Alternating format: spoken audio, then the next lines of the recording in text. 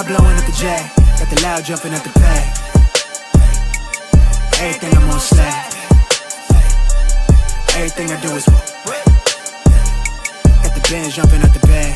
Vibe blowing at my J, got the loud jumping at the pay. Everything I'm on slap. Everything I do is got the Benz jumping out the bag. Another milestone, look at that. Paper boy, got my paper route till I'm 6 down on my back. I'm an old soul like my dad. My old girl still a fan. And yo girl at the live show, so don't act like I ain't the man. I'm kicking my feet up, get frank like Aretha. I'm calm but I'm teed up, just flip me a stack. The re-up just doubled up off of the muscle, I stuck to the task. They see me, I'm troubled, I'm bubbling up till it's stuck. And they want me to stay where I'm at. I'm good everywhere that I'm stepping, my presence is crucial. You know that this shit not on trend. On a big wave, I'm controlling the tide. Snake eyes when you rolling the dice. So with the stakes inside, I can never take another nigga advice. They can't reach the sky, I'm aiming up high. Just wanna know what it's like. Y'all know what it's like, I come from outside of this. Out the quicksand, I'm the big man, doing big things. Couple big change, up a state lines, doing stage dives on cam. It ain't no limit to my vision. Check the temp, I'm on fire with it. Got the bands jumping out the bag, Prosecco on ice. I'm nobody nice, gonna run up a check. Demand my respect. I'm doing the most, I never quit. They want me to quit. I'm good as it come, I'm good as it gets. Vibe blowing at the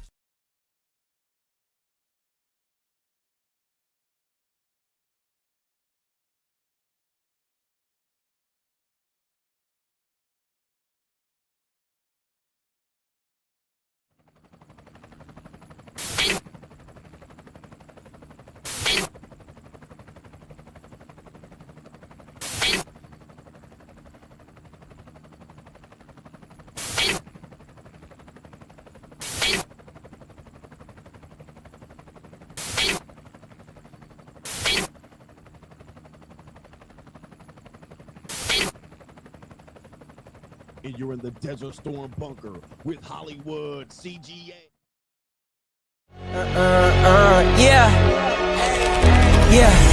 Legends ain't born, they built from the grind. From benches to banners, we sharpen the mind. We sharpen the sword and promise and swore that we going hard and leaving it all on the floor.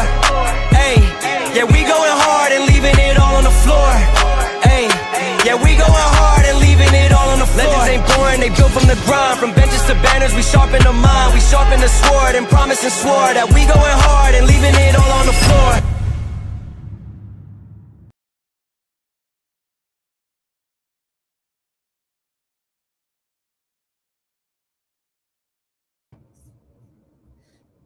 And let's get it. What's going on, everybody? It's Coach Greg Adams back in here with another YouTube live stream. Shout out to the Coach Gang. And that's you. For being in here, being involved, and being active on this YouTube channel. And welcome back to the internationally known and recognized symbol of YouTube excellence and edutainment, the Boss Up Show, part of the Free Agent Lifestyle podcast here on the Free Agent Lifestyle channel. You in here with the Bruce Wayne, new world order. The Bruce Wayne, New world order. the Bruce Wayne of this ish, world order. the King of Kings, the King of Content, and the Speaker of Truth. Yours truly, the Notorious One, New world order. and better known as the Prognosticator, Coach Damas. And you're in Manila in the Philippines with none other than Hollywood CGA and EWF. That is every woman's fantasy and the whole fucking show. I'm the CEO Niggero of Fixes Binds LLC, the unbinder, the undebatable, the undisputed best entertainment here on YouTube. You can call me, as Kevin Samuels called me, Mr. Senor Gregorio Graybeard. The ladies in Manila love to call me Mr. Your third leg was just phenomenal. Mr. Third Leg Greg. Also the man with one trabajo. That is, again, another ecclesiastical Mitch Slapper. You're looking at the anointed one. Acknowledge me.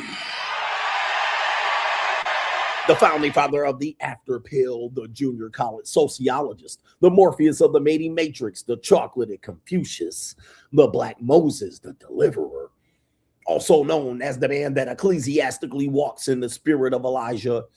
I'm the man with more nicknames than anyone in the game because they call me James Bind, El Jefe, Primo, the Boss, Hentai CGA, Malo Poppy, James Bind, also the Lord of the Lings, and Ling Arthur, but you can ecclesiastically call me CGA, the benevolent monarch. See God Allah, and you're looking at the reigning and defending champion of the world and the 14-time demonetized champion of YouTube. We got a great show for you lined up today. As you can see, I'm in some new digs. All right, these should be the last digs that I'm in before I hit the United States of America. I was just at 7-Eleven, or what they call 7-Eleven. It looks like a 7-Eleven. I don't know if they call it 7-Eleven. But the lady there, the ling that was ringing me up, she was like, where are you from? Because we're near an airport. A lot of people are traveling here, a lot of tourists around where we're at right here. I just got back from Cebu City, Cebu and Lapu-Lapu in vacation, going fishing, if you saw that on my Instagram story. Well, I'm here because I just flew in from Cebu and I fly back out in the morning. So I stayed right back in the hotel right here at the airport. So that's where I am right now. And these aren't my traditional digs, but hey, it'll work for a 12-hour stop. And we're going to do a live stream here. Yes, we are. We're going to do a live stream. And what we're going to do is we're going to talk about what's going on here. But the ling that was ringing me up at the 7-Eleven, she says, where are you from? Basically, she said, what kind of fuck you give me? That's what she wanted to say. All right. Even the security guard at the hotel was like, what kind of fuck you give me? Like, I like your beard. All right. Because beards are not very common around here, you know. But so she likes my beard. And she was like, Daddy, what kind of fuck you give me? Like, take me upstairs and let me wrap my legs around your face type of shit. She was vibing real good. All right. Even her male friends was like, bro, chill out. What kind of fuck you give? Even though supposedly I'm not a good looking guy, according to some fugazi nigga. All right. A maggot yesterday was trying to tell me I was an ugly nigga. Get him, Daddy. But anyway, the lady was like, where are you from? And I said, the United States of America. And she was like, what kind of fuck you give me? Nah, essentially what she said was, oh, you black American. You black American. All right. And she basically was giving me the look like she wanted to be dominated. She was like, I like to get dominated. Yeah. I like to Choked, whooped, spanked, told what to do. I need a man to take charge and let me just, be goofy. All right. That's basically what she said. Oh, you black American. She was like, yeah. Oh, I heard about you, Nikki's. All right. Yeah. You get that from time to time from some people here. Not the best looking woman in the world. All right. But she knew when she heard the United States, because, people don't really know when they think you assume they know you from America, but they don't. All right. They don't know you. All right. So they don't know you from America. They don't. So until you say it, I'm from the United States, they think you are African, Nikki. But she was like, oh, American black man. Oh, okay. Now we talking. What kind of fuck you give me? American. All right. They don't know you black. But anyway, she said, oh, black American. Tu beaucoup. All right. That's what she was looking like. All right. She was looking at that. I mean, she was trying to get me there in the back of the room back there. Like, Your third leg was just phenomenal. all right. That type of ish. Anyway, today's show is going to be a chill out show. It's a little bit earlier than our normal start time because, yeah, I got to hit the sack. Pause. And I got to get a little bit of ecclesiastical sleep, ready to get on that airline all the way back to the United States of America. It's been since March 1st. I think I took off on March 2nd, March 1st. All right. Since I've been in the United States of America. And boy, people in the United States are pissed. All right. They're going to be waiting at the airport ecclesiastically for me. In many airports and municipalities near you. But they don't know, man, CGA be carrying the strap. All right. But yeah, man, it's going to be a good time getting back to the United States and dealing with all the chaotic bullshit that you guys worry about. But then days later, you're not worried about it anymore. All right. You guys are always panicking about something that really means nothing to the rest of the world. I mean, I know Donald Trump blowing up Iraq or Iran right now. That means a lot to the rest of the world. But everything else, not so much. There were things that a couple of weeks ago y'all was worrying about that I wasn't worried about here, and now y'all not worried about it no more. But it is what it is. But we got a great show for you lined up today. Although it's early, not everybody's going to get the notification. It is 9:45 p.m. here, but it should be 9:45 a.m. Eastern Standard Time. That means everybody on the West Coast is still sleeping. All right, shout out to everybody. Throw up the W. They're still sleeping. They're still waiting for me to come on at 8:15 their time, and they're mightily confused as to why I'm up. But I got to get on with this show. And plus, I got new neighbors. You know, I don't want to be up till 2 a.m. screaming on the internet. All right, in a new hotel, I got to get used to the digs. All right, so anyway, to contribute, I don't know if I did this already, but I got to do it. To contribute to today's show, $ the Notorious CGA. That is on the Cash App. It is Venmo, Coach Greg Adams TV. PayPal is paypal.me/Coach Greg Adams, and that is near the top of the description box on the Free Agent Lifestyle channel. And you can super chat by clicking the link on the top of the live chat. New world order. On the Free Agent Lifestyle channel. Although I might have done that already, I have to ecclesiastically do it again. The day's show is why the Free Agent Lifestyle is winning. And it's the only way left to sell marriage is to threaten you. Okay, and we've learned that over the past couple of years just with CGA. But the lukewarm Christians are after me again. And I don't know if you guys know, me and Christians haven't had a great relationship. I've been traumatized by Christians. New world order. I've been traumatized by Christians. And if you don't see the pattern here, all right, Christians don't like me either. You know what I mean? They, for some reason, and I don't be bothering the Christians. You know, the Christians be coming after me. You guys see why I have a problem with Christians. All right. And I know you'd be like, well, what about the Muslims? I'm like, Muslims don't be bothering me. New They like, order. what about the U's? I was like, I went to school with a lot of U's. All right. I went to the high school with a lot of U's. All right. Shout out to everybody in Agora, in Thousand Oaks, and Westlake Village. I mean, I had plenty of U's neighbors. They left me alone. They didn't really bother me. But the Christians, on the other hand, all right, the Christians. New world order. And I don't mean to shame you Christians. You know, I got to talk shit on you. And y'all be talking about me finding Jesus. Well, I mean, last time somebody found him, he was dead. All right. But New world that's order. neither here nor there. It ain't my fault. All right. And then only he rose, and I don't know what happened. All right. I do know what happened. Adams 3:16 happened. For CGA so loved the world. Anyway, but the Christians have been after me, man. Look, because the Christians, man, I'm telling you, man, every podcaster that has been a very ferocious enemy of CGA have been Christians. Right? Okay. They've been Christians. Like think about it. Hafiz crashed out and snapped out when I said there was no God in marriage. All right. Which was true. Even the Christians said, yeah, well, that's true. Andrew Wilson, another faith-based content creator. Okay. And then this latest one. All right. The clown Marble Mouth over there. Christian. I mean, I'm telling you, the way these men behave towards me and judge me, and the vast amount of hypocrisy that these men live. They'll say they lived a certain way, but then when you live that way, it's wrong. You're going to die, but they didn't die. You're like, I thought it was death. All right. But you're still alive. The hoes you slept with are still alive, but CGA going to die for some reason. You're still here though. World order. You're still here. So you guys see why I have this very, very tenuous, tumultuous relationship with Christians, because I grew up in the church. People don't realize that. I was a church boy, not too much of a church boy, but I've been to a lot of churches. My father, gospel singer. Now, his whole family, very, very Christian. All right. And I'm talking about Church of God in Christ Christian. Like Christian. Like you don't wear long skirts. Like very, very, very, very Christian. Like hellfire, brimstone, heathen. All right. They believe the world was going to end like 5 times, and they were in church. You know what I mean? They go to church on Christmas and New Year's Day. Like this type of Christians.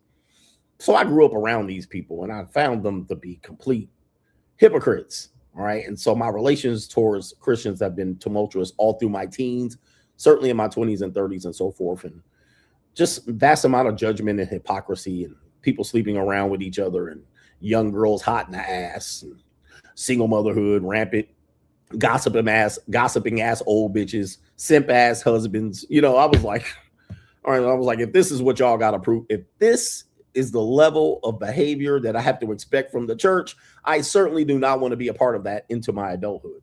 All right, so you're not telling me nothing new about Jesus or all of that. I went to Sunday school. I've been through it.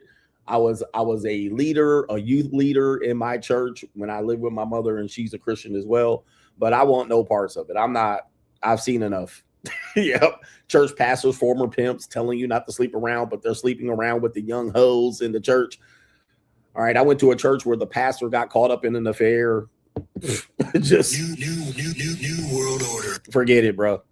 Forget it. Like, bro, I don't need to see no more. I've seen like 20 years of it. I'm good. All right. Anyway. So it's one of those things, man. It's a interesting relationship that I have with these people. And I know they have a tenuous relationship with me because I don't let them argue their faith. I'm like, nah, take that faith shit off the table. Well, they won't. All right. Even Andrew Wilson, I was like, let's talk without bringing up religion. No, I will not. All right. Why would I sit here and talk to you if you're just going to bring up religion? All right. Every time we have a discussion. So we're trying to talk about something that's important, and we're trying to get down to the root causes of things. And here you go, thumping your Bible and saying your prayers, and you're just going to hide behind that fucking veil. And why would I waste my time, especially when they're hypocrites? I mean, Andrew Wilson, complete hypocrite. No ecclesiastical marriage, and he married a woman that had 2 kids by 2 different men. He married a woman that had 2 kids by 2 different men. I mean, hypocrisy, bro. New world Then another order. guy says he slept with 100 women by 21. Never died. The wages of sin. The wages of sin is death, but he's still alive though. New world order. Me, guess what? I can't tell you how many women I've slept with. I'm not going to talk about this shit because people don't believe it. People really don't be believing me. Like, then I had to put this video out, and then people still got rubbed the wrong way. But I'm like, nigga, what you want me to do? But here I am. Nobody knows if I slept with any women at all. All right, because I wasn't doing any sleeping with any women in the video. But guess what? I'm supposed to be dead, right? For some reason, the rules just skip you, the hypocrite Christian, and it hits me right square in the nose. All right, how does that happen? Now the Undertaker comes to me, but anyway, it's been fun ride. The Christians again showing their ass like normal. All right, I can't do. Hey, Christians, shout out to my Christian followers here, but I cannot, bro. I cannot with the Christians. I mean, most of the time, it's religious-based men that have the most issues with me.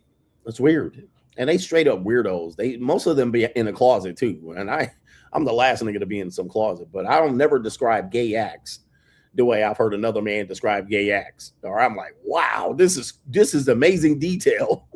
I've never thought of anything like that. I've thought of doing it to women, never to men. All right, never to men. But anyway, we got some earlier contributors to today's show. And we're going to take it easy today. There's 2 videos that I'm going to show you, and then we're going to kind of, well, maybe there's 3 or 4. All right, you never know. You never know. All right, shout out to our sisters of the Coach Gang as well. We do have some sisters out here that contribute mightily to the Coach Gang show. Shout out to Albert Wesker, says, after yesterday's show with Phony Gaskins, I have decided to move on from the free agent lifestyle and embrace the ATL, the adult temper tantrum lifestyle. I'm stomping my feet and throwing my sippy cup. Question, is it still a temper tantrum when older women date younger men? Interesting, it's not. You go, girl. Right? Younger men have it together. They have their life together. All right, I hear all of this crazy shit. I'm like, I'm never bothered. You know what's interesting about me? The lifestyle that people live, I'm rarely bothered by it. All right. As long as you don't bother me with it, but I'm really bothered by it. Like if older women want to date younger men, I'll be like, go for it. Just that means I don't have to deal with you. If black women want to date white women, I'll be like, if black women want to date white men, I'm never salty about it. I'm like, go for it. Right. If that makes you happy, go for it. People want to date interracially. I have no problem with it. People want to date cross-religious. I don't have a problem with people who date. Like if 2 men want to date each other, I don't give a shit. Just don't bother me. Just don't be looking at me all, with that Prince look ass. You know how they be looking at? I don't know how to do it. Ask the other nigga. But yeah, man. Is it a temper tantrum? Is it a temper tantrum? It's only a temper tantrum when the man's doing it. And again, we're almost always held to a greater standard, and we should, but we're also not able to live a life that we want to. You know, they want to just threaten you that you're messing it all up. I was like, I'm literally the glitch.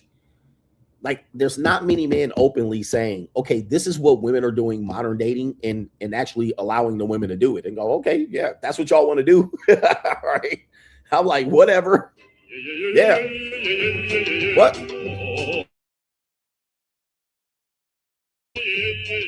While the manosphere and the red pill is trying to fight these hoes and save them, CGA is like, let a hoe be a hoe. What you want me to do? Stop, help society? I'm not helping society. For people here that are just finding me, I have no interest in helping the world, helping society, saving the birth rate, saving the Black community. I have never had this issue. I've been on YouTube trying to talk these Black women into submitting the Black men. I have no interest in any of that. I don't even have the energy to even have this conversation about how we're going to fix it. What's your solution? See, CGA doesn't have a solution. Yes, I do. The free agent lifestyle. All right, that's what I'm going to do. Save my damn self. All right, you guys handle. Look, if y'all want to save society, where's the free agent lifestyle sound? Okay, right there. All right, and then I once heard a woman say, and it was a woman, she's related to Uncle Earl. She was like, listen, she's like, your platform has become very large. And she was like, since your platform is large, you now have, basically she was describing it as, you now have, I don't even know what the word I'm looking for, but I think the word I'm looking for is similar to responsibility. You now have a responsibility or a large enough platform to make an impact, to make a positive message. And I was like, what? All right, hold up for a second. I was like, hold up. Can you shut the fuck up? That's what I was saying, bro. All right. I was like, Shut your bitch ass up. I'm like, Shut up. see, here's why I have a problem with that. See, when my platform wasn't large, y'all tried to dismiss me. This nigga, he ain't gonna go nowhere. He just we can't get no girl. He just hurt and bitter. All right, he just don't want to grow up. He throw in his sippy cup. Now, since my shit getting over, right? It got over, all right. As in wrestling term, it got over. It got over a long time ago. So now it's getting over. Now y'all want me to switch it up. Hey, CGA, can you pander and simp for the rest of the audience? Can you get the Daffy Duck out? Can you tap dance now? Can you shut the fuck up? No, I can't. No, I'm still on a message. Nigga. I'm still on the free agent lifestyle. I ain't trying to tap dance now. All right, look, I got a couple of followers now. I got a couple of viral videos. All right, let me switch it up now for the benefit of society. Can you shut the fuck up? All right, but no, I'm not doing that. No, I'm still benefiting personal me. That's what I'm doing. All right. And I hope you do the same. All right. Because I'm not trying to save this shit. It's kind of like the same thing with stepdads. Hey, now, you realize these kids, man, they need a mentor. They need a father figure out here. They need a person out here that's going to, watch over them and make sure they don't go to jail and impregnate these girls out here. These men don't have fathers. These men's fathers are in prison and knocked up the mom and left. So it's up to men like you to come in and save them and save the community one stepdaddy at a time. And it's up to you guys. You guys got your life right. You guys, the women didn't throw you pussy out here when you were young. You got married and you need to come out here and save these queens and shit. And I'm like, can you shut the fuck up? No, no. I'm not doing it. Fuck these little chain snatching ass, rim snatching, hubcap snatching ass kids. Can you shut the fuck up? All right. Nope. I don't give a fuck about them. You know what I'm going to do? I'm going to move away from these niggas. Can you shut the fuck up? All right. Wherever there is a propensity to have a high correlation of these motherfucking people in their community, I'm going to live elsewhere from these niggas. I ain't going to live nowhere near these niggas. I don't want these niggas breaking in my car. Fuck them kids. And fuck the community and them niggas. Fuck them. Can you shut the fuck up? All right, don't try to get me in now and try to save the goddamn day. My name ain't Mighty Mouse. I'm short and all, but my name ain't Mighty Mouse. Them niggas can kiss my ass. Shut your bitch ass All right. Yo, man, fuck them. Fuck them and they mama and they daddy and they granny too. I don't give a hell about any of them people. My job is to get the best out of this motherfucking life that I can. I don't care about them. What I don't want to do is live around them. All right, that's what I'm going to do. All right, so that's my solution. CGA don't give solutions. There's a solution right there. And one thing that people realize, they'll say CGA don't have solutions. I'll give them a solution and they won't like the solution. And they will like, well, I don't like that solution. Well, that was a solution though. Can you shut the fuck up? Right? You said give you a solution. You didn't say give you a solution that you liked. All right, that's two different things. All right, because I can give you a solution, nigga. You might not like it, but just because you don't like it doesn't mean I didn't give you one. Can you shut the fuck up?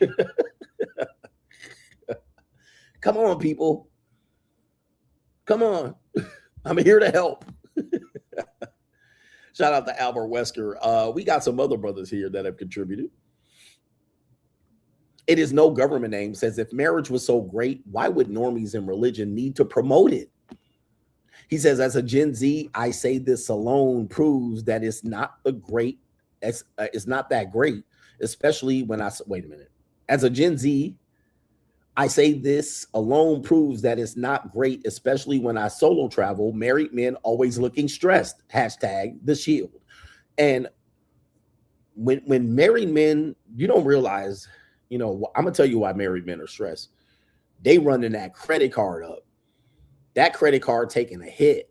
Man, I saw a family. I was in a nice hotel when I was in Lapu-Lapu. It's a very, very, I think a lot of Asian people, like Japanese and Chinese people, specifically Chinese people, travel to this destination because they filled up the hotel. I'm at the top floor. You saw my suite. All right. I was in the suite. I was in the damn CGA gentleman's layer up there with a nice little young ling up there. All right. Putting hands on hips and giving her a father figure. I was her father figure for the week. Don't ever say CGA is not a father figure, but nonetheless, there was either a Chinese or Japanese family up there. They had 3 suites. Nigga, I was like, whoo. All right. I was like, yeah. Okay, see, here's the thing, man. They don't tell you this shit, bro. New world order. I don't know if they had 3 suites, but they definitely had 3 rooms and a nanny. It was a fat Mexican or a Mexican. I don't know what they had. They had a fat woman with her dressed like a nanny. And the nanny had the room with the kids, like the little kids. Then they had some teenage daughters that had their own fucking suite. And then they had the parent suite down there. It was a whole row. They had the whole floor on that side across the hall from me. 3. Now, here's the thing, bro. When you married, the reason why a lot of people look stressed, particularly the men or the husbands, is because that financial responsibility falls on you.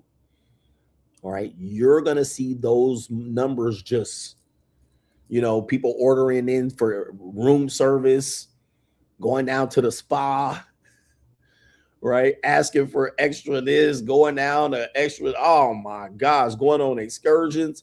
And you just looking at the number just going up like, golly.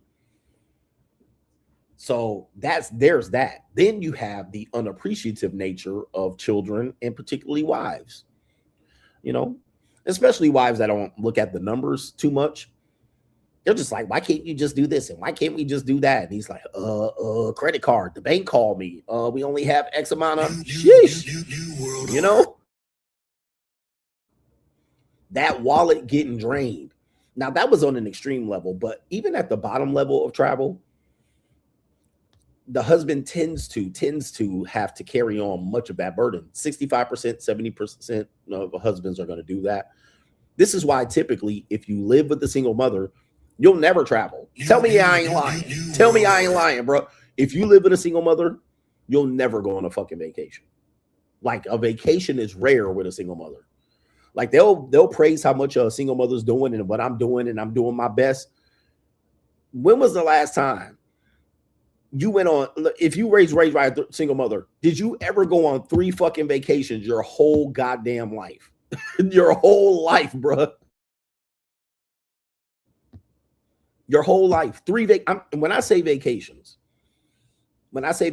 I'm not talking about family reunions, going to see your family, going to see your cousins, them, driving from Milwaukee to Atlanta. These are not vacations. Not going to see your husband, them. I mean, your family, them, your cousins, them. Not going to Six Flags. Not going to cookouts. Not going to church picnics. Not going to shit like this. Not going to the park. I'm talking about not going to the local bird sanctuary in the zoo. Not going to shit that the church takes all the single mother rug rat kids to. We're talking about okay. We're talking about when have your single mother ever took you on a goddamn destination? Highly unlikely. Not even during spring break. Okay, you go through spring break. What was you doing on spring break? Sitting at the house, right? Especially if you were a Gen Xer, you were already a latchkey kid. You live with a single mother, and they be like, especially when you go to a white school be like, kids be like, hey, what are you doing for spring break? What I do every year, sit at the house while my mama's at work. Like, what? New world order. Like, what? What do you mean what I'm doing for spring break? What am I supposed to do? Well, we're going to Havasu. We're going to the Poconos. We're going to Daytona. Right? They start naming shit and going to shit. We're going to Hawaii and Maui and shit. You're like, what is this? And we're going to Surfside's Up and Seaside. You're like, like what? New world order. In summer, what did you do this summer? You know when you go back to school and the teacher's like, write in your little pamphlet. What did you do all summer? Worked? I worked in a warehouse. Like, what do you mean? What did I do this summer? All right, write a poem of what you did this summer. I went to work in a warehouse, fucked around and did nothing. Like what the? New. So this is kind of one of those things that people have to realize. Then you come into her life, and then she wants you to take her and her rugrat baby kids on vacation. All right, trips and travels. And I'm like, Coach, you're traveling. Why don't I just latch on with you? I don't think so. At all. Yeah, summer camp. You went to the YMCA, the Boys and Girls Club, sat there every day at the Boys and Girls Club. Every day, bro. Your mom's dropped you off at the Boys and Girls Club during summer, which is just daycare for kids that can't go to daycare. And then what did y'all do? Play caroms and pool all day and, eat motherfucking ham sandwiches. It's like, oh my God. Then when you turn 16, you just aged out of YMCA and Boys and Girls Club. They were like, they're too old. So now you just sat at home doing nothing all day. All right, anyway. Crazy shit, isn't it? Yes, indeed. But shout out to No Government Name. Yeah, that's what time it is there. We have Miles. Says, Coach, a goofball Gaskins completely lost his mind, and it proved that the Christian faith means nothing today. He would never repeat what he said to any man in person. His comments are filled with single mom praise. The sheeple hate to see a free black man, right? A free black man is a dangerous thing. It is a dangerous thing. Like, to see me at 50 doing what I'm doing, it triggers some people, man. I mean, it is phenomenal, the response that I'm getting, positive and negative, overwhelmingly positive. But, there are those thugs who are really triggered. I mean, to see what Tony Gaskins is doing is absolutely appalling. I mean, I actually saw the whole video because I only showed like 17 minutes of it. I actually saw the whole video and I was like, this is appalling. I mean, this is damn near borderline threatening me in a variety of ways for no other reason than because I'm free. I'm free from, any need to help anybody because I've already helped. I mean, I've helped everybody for 30 years of my life. I started as a coach when I was 18, helping people for low wages. Then I started making some money doing it, but I've helped a lot of people in my life. To see me out here freely saying, hey, I did my time. I served my bid. I'm able to do what I want and call my shot and live for me. This is problematic.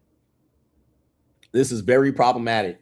And they're also mad that I'm exposing the glitch. Like, I'm the glitch. I'm exposing, and I've been saying this for a long time. Dating has become monetized, right? some people fight this, and some people use the exception to the rule to argue it. And some people say, well, if she really likes you, it's free. But I'm like, really, it's not, because you're spending time. So I try to really rationalize with people, and some people just, they can't be rationalized with. So I'm like, I don't have to argue it. I mean, it's plain as a nose on your face, but I don't know what to tell you. So that's hold the meat principle: money, energy, attention, and time. I say, well, you're spending something. It's not actually free, but it is what it is. But what I've done is I'm kind of the first person to say, okay, if women want to monetize themselves, let them, and I'll monetize with them. Like, if they want to be like, hey, we want to be free and independent, and we want to be able to do this and call our shots, and we want to be, boss babes, and we want to be all of this stuff that they say they want to do, I'll be like, go for it. All right, let's get, I'm game. So I'm the glitch. So now they're blaming me. I'm like, blame them. They were the ones out there drinking up all the drink. They were the one up there smoking all the smoke. They was the one up there eating up the food. They was the one going to the football game. Right? They was the one getting front row seats. Dude, they was having a party, bro. They was the one in the ATV. They were the one in the side by side. They were the one going on the trip. They can't be mad now. You can't be mad that they look like they happy on vacation. Now they mad at me. I'm like, hey, I'm just the glitch. I'm just going, okay, if that's what they want to do, I'm going to do it. Don't be mad at me. Like, I don't know what to tell you. Like, you get like, but a free black man is a dangerous man. You know, they don't want you. They want your ass saddled down, working on the railroad. Get on that motherfucking slave train. Get on that chain gang ass nigga. But like, look, them girls was fed well. Them girls had a good time. They had smiles on their face. They got on a boat. Bitches went on their first vacation. Right? And they was in a hotel hollering. All right. And I'm sitting there like, well. And that's you. What do you want me to do? They was hollering already. Look, I wasn't the first one that made them holler. They was hollering already. But I was like, well, this is the fastest way to get them to holler. I was like, look, they're having a great time. And then we go back to the hotel. What do you want me to do? I'm the glitch. If you want them to stop it, you got to have them stop it. Don't get mad at me, because they're going to do it regardless if you stop me or not. All right, anyway. All right, I got one texting me right now. All right, Lord have mercy. All right, stop it. Oh, by the way, only one woman has reached out to me complaining mad about being on the video, but she really wasn't on the video. She was just on some stories. So she was like, hey, can you remove me? Everybody else, women have been blowing up my phone, right? This is like, hey, it hasn't stopped the business over here. Shout out to Mar B, says $10. Safe travels back home, brother. Hope you enjoyed Asia. I really did. Asia is my second home. Dion Miller says, for the AM show early, he doubled up twice on that one. So appreciate you for being on the Cash Is app. Somebody donated a lot of money to me, but I think it's a mistake. So I'm not going to announce what that number is, right? Because it is a lot of money. But the way the money came in, there was not much of a reference message to it. And the message lead me to believe that it might have been a mistake. So if that was you that donated that money, you need to email me and let me know if that was what you were trying to do to me, give to me or not. I don't know, man. But boy, oh boy, somebody hit the Cash app. I'm not going to say how much it is, because y'all niggas going to be emailing me. Coach, it was me. The Jimmy ZTT says, haha, I knew it. You're emotionally broken. Take your tantrum self back to treat gorgeous balcony. I'm not sure what that is, that I saw on the Money Mindset. I'm not sure what that is, but maybe there was a mistake there. He says that view was perfect. Also, free agent lifestyle for life. I think you mean the something AT gorgeous balcony. I'm not sure what that meant, but shout out to the Jimmy ZTT yesterday. And today we have another person here. And why ain't the haters super chatting me? By the way, if you're a hater and you want me to read your message, probably say something ignorant, I might highlight it. You have to subscribe for 20 minutes. You know, I don't turn the comments off, all right, but you have to wait, you know, because I don't want you to just jump in the stream thinking you can just fire off on me. So you got to subscribe for 20 minutes. Then you got to get your shit off. Then you do it again. Then I block you. Then you got to go to your other page. You know what I mean? That's how it is. It's a cooling off period. It's just a cooling off period. Shout out to Jay from the UK says, I still can't get over the hate, curses, and the ill will that guy was firing you at you, coach. He was so triggered. Stay safe, brother. Like you gotta wonder. Like there was a guy even in the comment section. Shout out to the Working Man. I think it was the Working Man podcast that I was watching. He did a review of my show. Shout out to him. And there were some people really triggered by that video. It was like weird. It was like, well, he's really a lame and nobody's buying what he's selling and he trying to look cool. I was like, oh my God. People really, really, really were triggered by that. And I you know what's funny about it to me? I literally was just sitting there with the women. Like I was sitting next to them at best. Like, wow. New world order. Like it wasn't like I was tongue kissing them, groping them, finger fucking them, bending them over and like, doing sexual gestures towards them. It wasn't like I was trying to stick my tongue down their throat and they were resisting. It wasn't like I literally was just sitting next to them. Like almost every clip I was just sitting. I didn't say nothing. There was no words. I wasn't talking to them. All it was me sitting there like this. Hold on, where's my sunglasses? This is most of the video right here. And people were triggered like, what? Nigga, I'm just sitting here. I wasn't simping for them. This is me most of the video right here.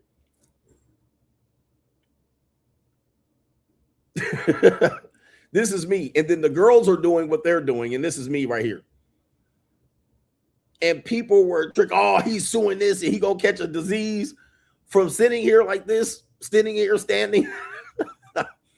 I'm gonna catch a disease and die from this right here.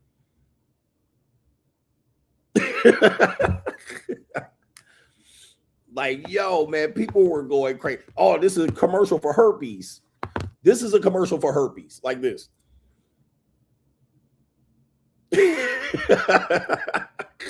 That's a commercial for herpes. Me sitting on the boat and a woman kissing my cheek.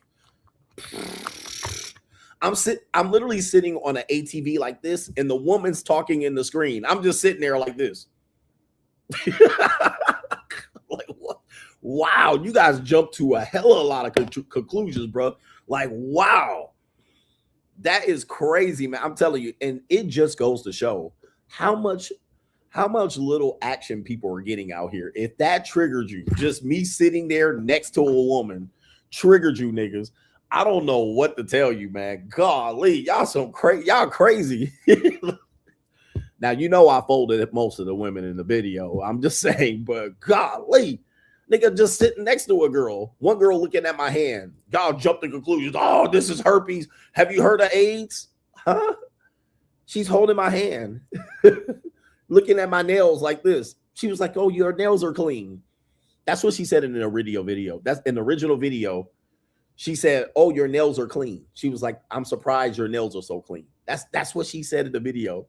All right. Somebody said the music helped trigger them too. Yeah, because the music kind of went along kind of with, two bitches in London, money on the bed, goodness gracious. And people done lost their mind.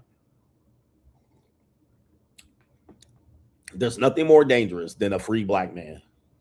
They don't want you. They don't want you. This is a lesson because most of my audience is slightly younger than me. What you're seeing, the meltdown of Andrew Wilson, the meltdown of Hafiz, the meltdown of Tony Gaskins and even Claudia Jordan and Boyce Watkins, the meltdown of these men, they literally are looking at me, and I'm almost older than all of them except for Claudia Jordan. I'm older than all of them. They want you at 50 years old, just parked away with your dick not even able to get hard, fat and out of shape, not doing nothing but being a utility to people who don't appreciate you at all. The community, they just come back and serve. Like they just hope your dick don't get hard. That even I don't know, people didn't say it in the video, but I mean, you can imagine that would be hypocritical saying I'm gonna catch AIDS, but my dick can't get hard. But they just want you, can't get your dick hard, fat, beer belly, just working at the plant, sucking in carcinogens and having health insurance and raising somebody else's kids. That's their whole plan for you. They certainly don't see you at 50 doing this type of thing. You're supposed to grow out of it. You're not supposed to be lusting at 50, especially after young girls, you predator. It's called a predator too for no reason. And here's the thing. They're like, what you gonna do at 60? Same goddamn thing. Like, what are you talking about? Like, you didn't think I was supposed to do it in my 50s. I'm certainly going to be doing the same thing in my 60s, because what I'm not going to be doing is being the stepdaddy. But I don't want to keep talking about that and belaboring the point. But I have no plans of being a stepdaddy. I have no plans of getting married. There's no women that are marriage material to me. I do have women that are my age that I do have access to. Yes, women like me.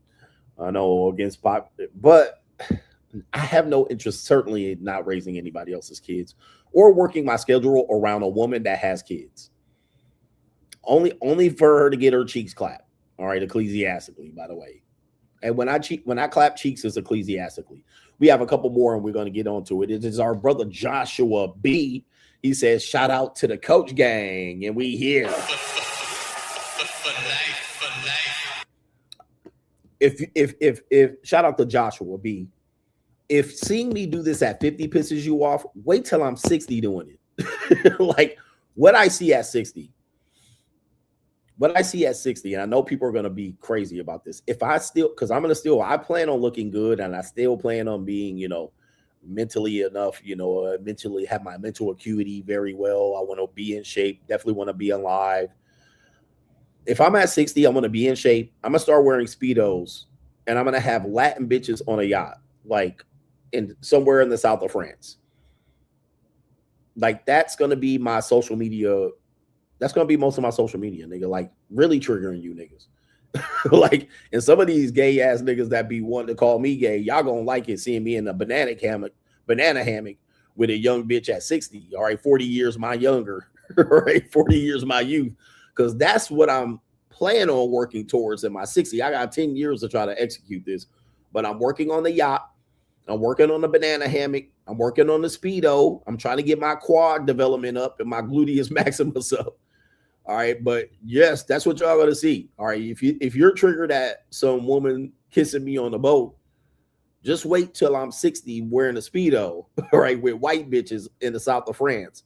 Them long leg, long toed ass white bitches. All right. You know what I'm talking about. On TRT, nigga, I'm going to be on TRT. All right. At 60, because I'm going to have to, All right. Y'all really about to be pissed. If you pissed at what you're seeing so far. All right. Anyway, because I'm not going to get married. That's not on the cards here. And I'm not saving the community. As I say, fuck the community. And also, if you ever want to succeed, the best thing you can do is leave the black community. All right. If you want to succeed as a young black man, the best thing you can do is leave the black community. All right. If you stay in the black community, your chances of success declines rapidly, because you're not going to have a chance to succeed. They're just going to keep putting your ass to work. They're going to be like that one guy, and this is no shade to him. I love what he does. I wouldn't do it. But there's a guy on Instagram, I think he goes by the New Emerging King or something like that. Shout out to him. I'm thinking that's his channel's name. His videos come across my platform from time to time. New Emerging King, or he has a program, and he's a kind of a younger black guy. He's certainly around 30 or 40. And what he does is he takes young black boys and he teaches them etiquette. He teaches them what happens when the police pull you over, what happens when you go to a doctor's appointment, what happens when you, like, he teaches them the basics of, which is a very, very good thing to do.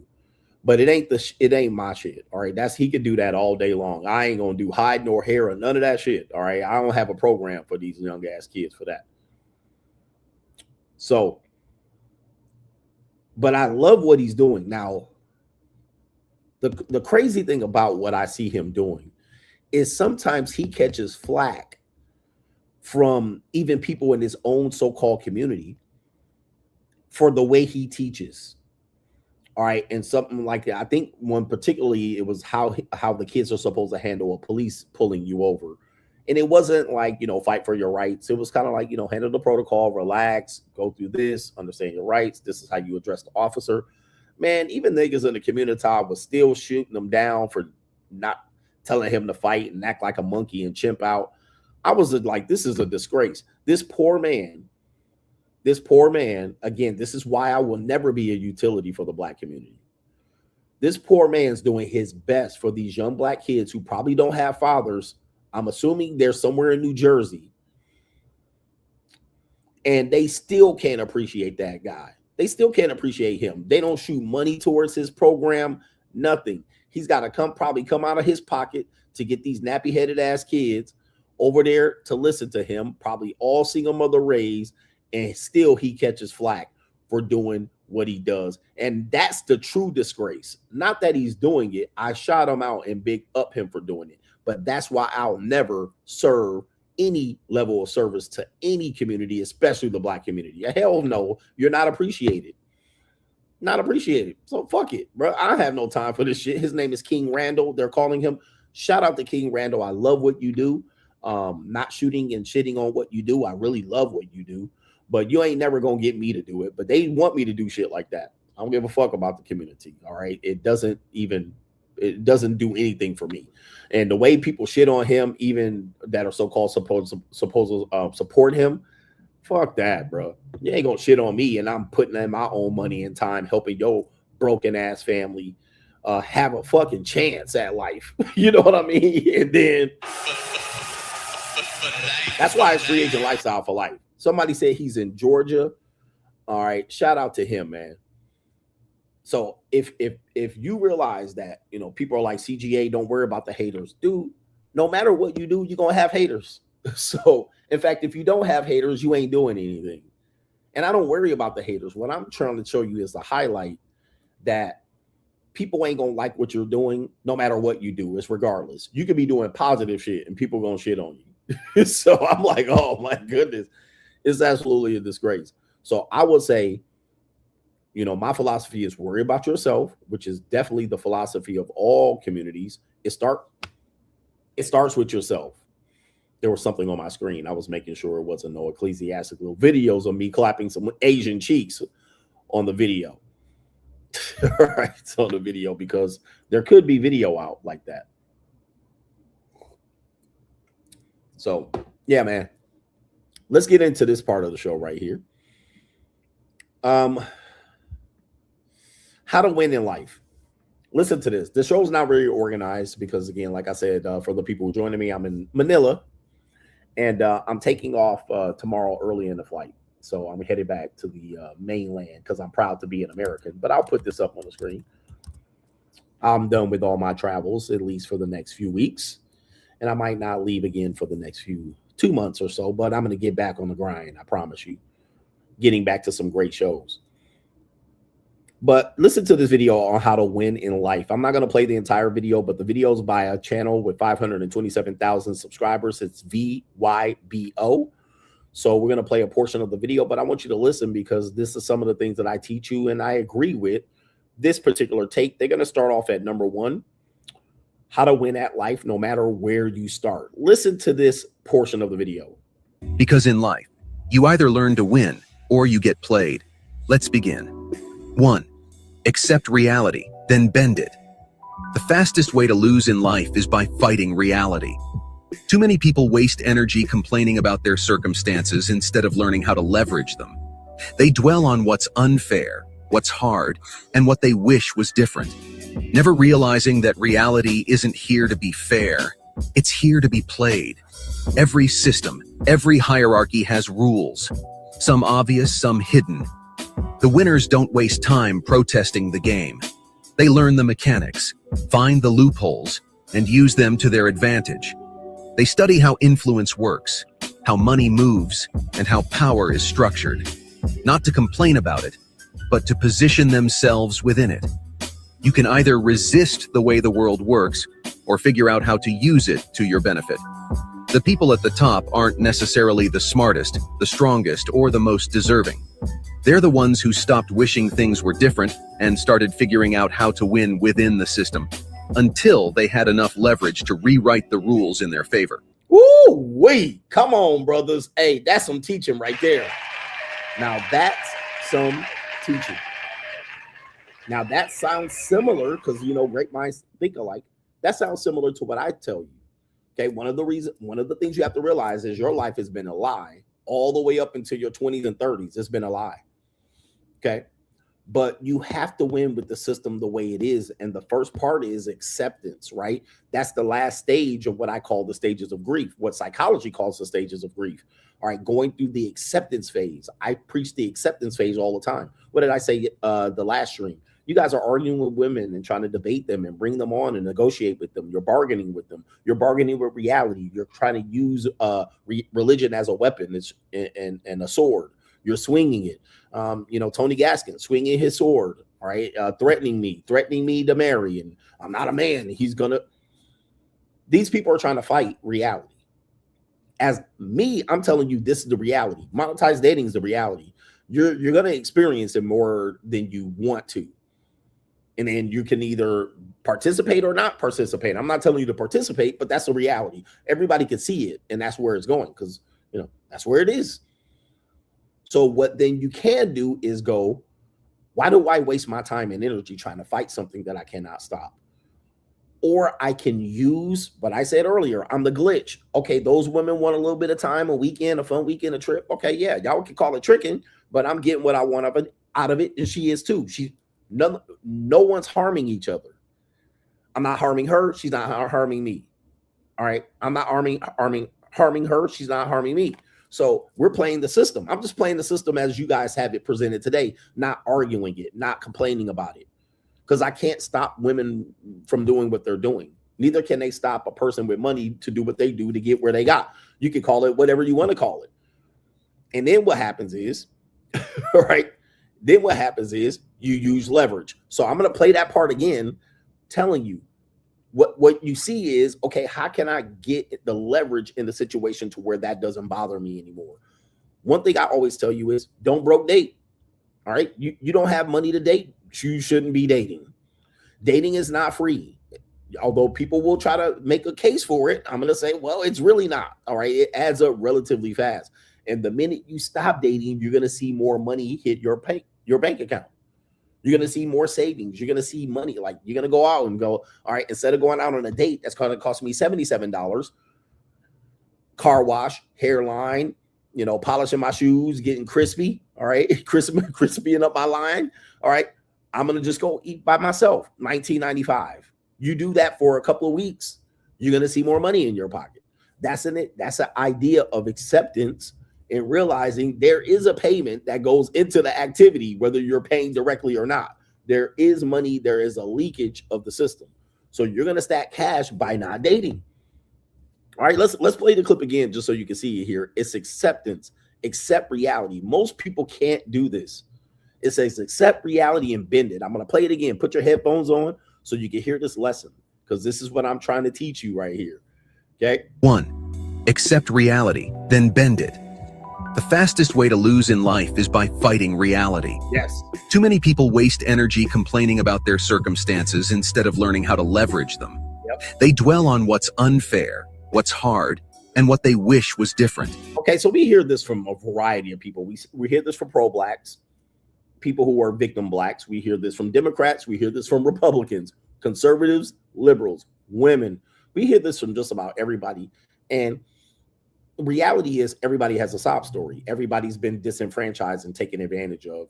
When you realize that you're not the only one, then you could just say, well, shit, everybody has their problems, and then move forward.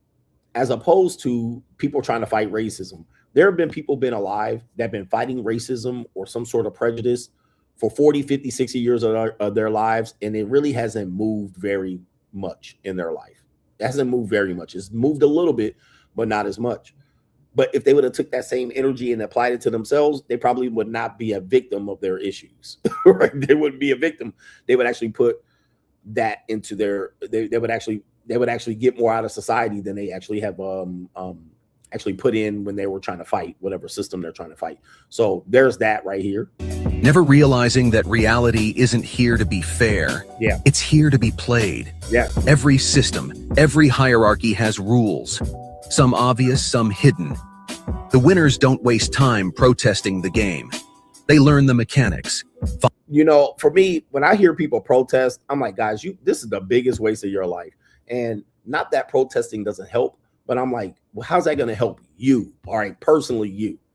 Now, in history, it has helped, right? So I like the fact that there have been protests that have helped move things along. But how's that going to help you today?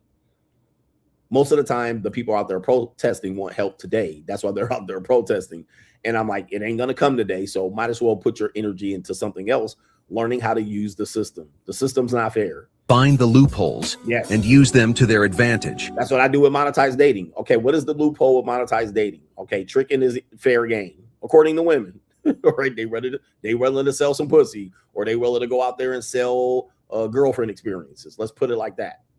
All right, and they call that empowerment. Okay, let's go for it. That's fair at this particular point in history. Let's go for it then. If that's what they want to do, fine. All right, I'm not going to tell them that they're going to burn in hell. You're going to burn in hell and you're ruining society. I'm like, whatever. If that's what y'all want to do, if you got the money, if you got the pussy for the money, I got the money for the pussy. Now, this doesn't fly well with everybody. Some people don't want to do that. Well, I don't want to do it. Okay, well, what you want me to do, nigga? Well, I'll do it. I don't want to do it. And I refuse. Okay, so what you want me to do? You want me to not do it? Well, that ain't going to happen. All right. Niggas be wanting me to live in their old strange reality. Well, I think it's horrible. I think it's an abomination on society, and society's going to crumble. In the meantime, what do you do? In the meantime, nigga, I'm going to take an airline trip over to the Philippines. And you know what I'm going to do? I don't give a fuck what you going to do, nigga, but I'm going to tell you what I'm going to do. What kind of fuck you give me? See, that's accepting reality. All right, nigga, suit yourself. But then y'all get mad at me for doing it. You messing up the game. I'm not messing up shit. All right. You're standing there waiting for the hands to roll back on time. What I'm going to do is... What kind of fuck you give me? All right. I only can worry about myself, nigga. I'm not here to protest the system. All right. I'm not a crusader. I'm not a crusader. All right. I'm not one of these people here that have an onus of society. I'm not destroying society either. It was already fucked up when I got here. All right. So here we go. Let's continue. They study how influence works, how money moves, and how power is structured. Not to complain about it, but to position themselves within it. Have you ever heard me say that word position? Positioning. Women position themselves. Men, position yourself. A lot of men fall back. They don't position themselves at all. Then they just hope the money tree hits them on the head, or the success tree, or the girl tree. I'm going to position yourself. Move like a chessboard. Move the pieces, and then things will fall in line. We did a show on the money mindset. And how do I make more bread? And I went through a series of points that you need to do that had nothing to do with money. Nothing at all. It was moving the chess pieces to where then when you start having these things in order, it's going to fall in line. You will have no other choice, because much of what you're doing is creating the wealth by making the positive choices. But what people don't want to do is make these choices or sacrifices, and they just hope the money tree hits them. Yeah, bitch. All right, it's not going to hit you. You're not going to get rich. You're not going to make bread. Okay, you're not willing to do these 8 steps, 10 steps. You're not willing to do them. Leverage, positioning. I always talk about that. That's an important point. And when you position, you don't have time to think about what everybody else is doing. Only you. Let's continue. You can either resist the way the world works or figure out how to use it to your benefit. Exactly. The people at the top aren't necessarily the smartest, the strongest, or the most deserving. They're the ones who stopped wishing things were different and started figuring out how to win within the system. Now, then people are going to say, well, the system, is something wrong with it, and the system don't benefit you, and you'll never be a part of the system. Man, brothers, I don't care what your belief system is. You can play on the outside and hate on the outside because you can't get in. The reality is it don't take you much to get to the top 10, 20%. Don't take much. And some dumbass people became top 10, 20%ers by doing what it needed to do, like accept it, position, leverage, options, stop complaining about the situation that it is, and look for ways for you to benefit and capitalize, if you will, as a pejorative, capitalize on the situation. I have here in the Philippines, you guys know that the Philippines is a system here. They're very nice people. I'm trying to study the history of the Philippines since I'm going to spend a lot of time here and deal with a lot of people here. The Filipino people are a very kind group of people. All right. Even the people in poverty, very kind. They don't commit crimes like niggas that are in poverty. They're not very like, oh, the system was against us and the Spanish Armada and the motherfucking Crusaders came in here and raped us, and they don't give a fuck about none of that. All right. They trying to make 50 pesos a day. But they're very nice, and a lot of corporations have come in as a cheat code to hire these people overseas to do work. And these people work while you're sleeping, and they do all the work. Very diligent workers when they're working, especially the women. If they can get a job, they are diligent workers. Now, here's the thing about them. They haven't figured out that work, although it gets them out of eating out of the garbage, it doesn't get them into riches and wealth. All right, because the system around them is never going to allow it, right? They're never going to allow them. That's especially their higher end politicians. They're just going to keep the money from them, and you can look at the history of that. But they're never going to get into riches and wealth because that system doesn't exist for them, right? It doesn't exist for them. This is why they have to date foreigners and sell vagina and get married to foreigners and losers back home or whatever they have to do. All right, they will use that as an out or a solution to get over. Whereas the men don't have that outer solution, so they kind of just stuck to in their whole system. But they're a great group of people. They're loving and caring, and they do work hard. They do work hard, man. They work hard when they get a job. Now, here's the thing, man. A lot of people, you guys are in that situation. You think you're in that situation. It ain't as bad as it is here, bro. I mean, it's horrible here. They have no chance of getting out of it. You have a chance to get out of it where you are. So that's how easy it is, especially in the United States. You have a chance to get out of it where they have no chance at all. You might think you don't have a chance, but you have a hell of a lot of chance in comparison to what these people are going through. I mean,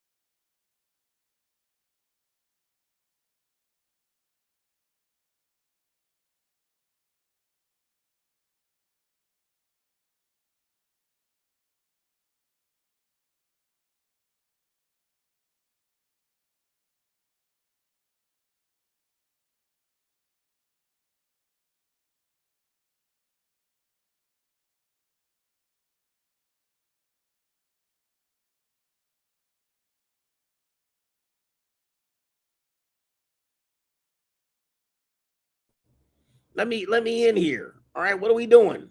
All right, I'm back. All right, goodness gracious. All right, who reported me? What's going on? All right, let me stop sharing this screen for a second. What are we doing here? Stop sharing. All right, let me share the screen. All right, pop it back up. I'm trying to work here. I'm trying to work here. What are we doing? All right, am I still here? We're still alive. All right, what are we doing here? New world order. Okay. All right. Well, we'll just end it on that part of it, the leverage. All right. So I'm still here. All right. Shout out to you guys. I'm still standing. I don't know what happened. The hotel internet went out.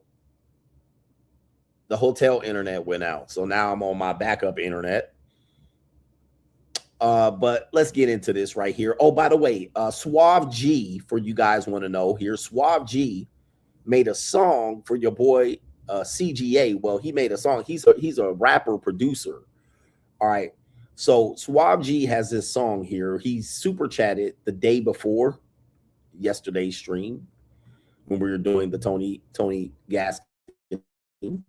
But this is Suave G here. We're gonna play a portion of the song. You get it on YouTube Music. All right, YouTube Music. We're gonna play it right now, debuting right here, utilized by Suave G, Coach Gang member. Ooh, that's good. That's right. Whatever you say. No man alive with more decency than I. No. But idiocracy obviously arrived. Yes. Guys is geeking trying to see what they can buy. There's no behind the scenes. What happened? The side I'd rather be behind. With that caboose, I'm trying to choo-choo in your line. These coconuts make me cuckoo, two of a kind. Mama Sita thinking we should spend some time. Come on, be my margarita, I could be your lime. That's right. A lot of spins, yeah, for them thick legs. And if you lick legs, you get extra big heads. If I'm spending money, then she getting wet. And she a snow bunny, I'm on Easter eggs. Got a thing for you, baby, in the fishnets. King got some bling for you, little princess. No incest, call me daddy, that's a big flex. Get some tangible respect for a little sesh. When the bands go through, she fell in love with an animal. Saw me tipping, now she dripping like a candle, dude. Now I get a hold hands with you, that's what your man can do. You got hundreds of G's that I'm handing you. Trying to ride in the ash, and that's what you advantage you. Plus a couple camos and a Cancun with no camera crew. Just tell me what you plan to do, girl. You get utilized, we should utilize, yeah. Look you in the eyes, don't deny the truth inside. We can utilize, you should utilize, yeah. Girl, I can utilize what you tryna do tonight. Yeah, you can utilize, we should utilize, yeah. Look you in the eyes, don't deny the truth inside.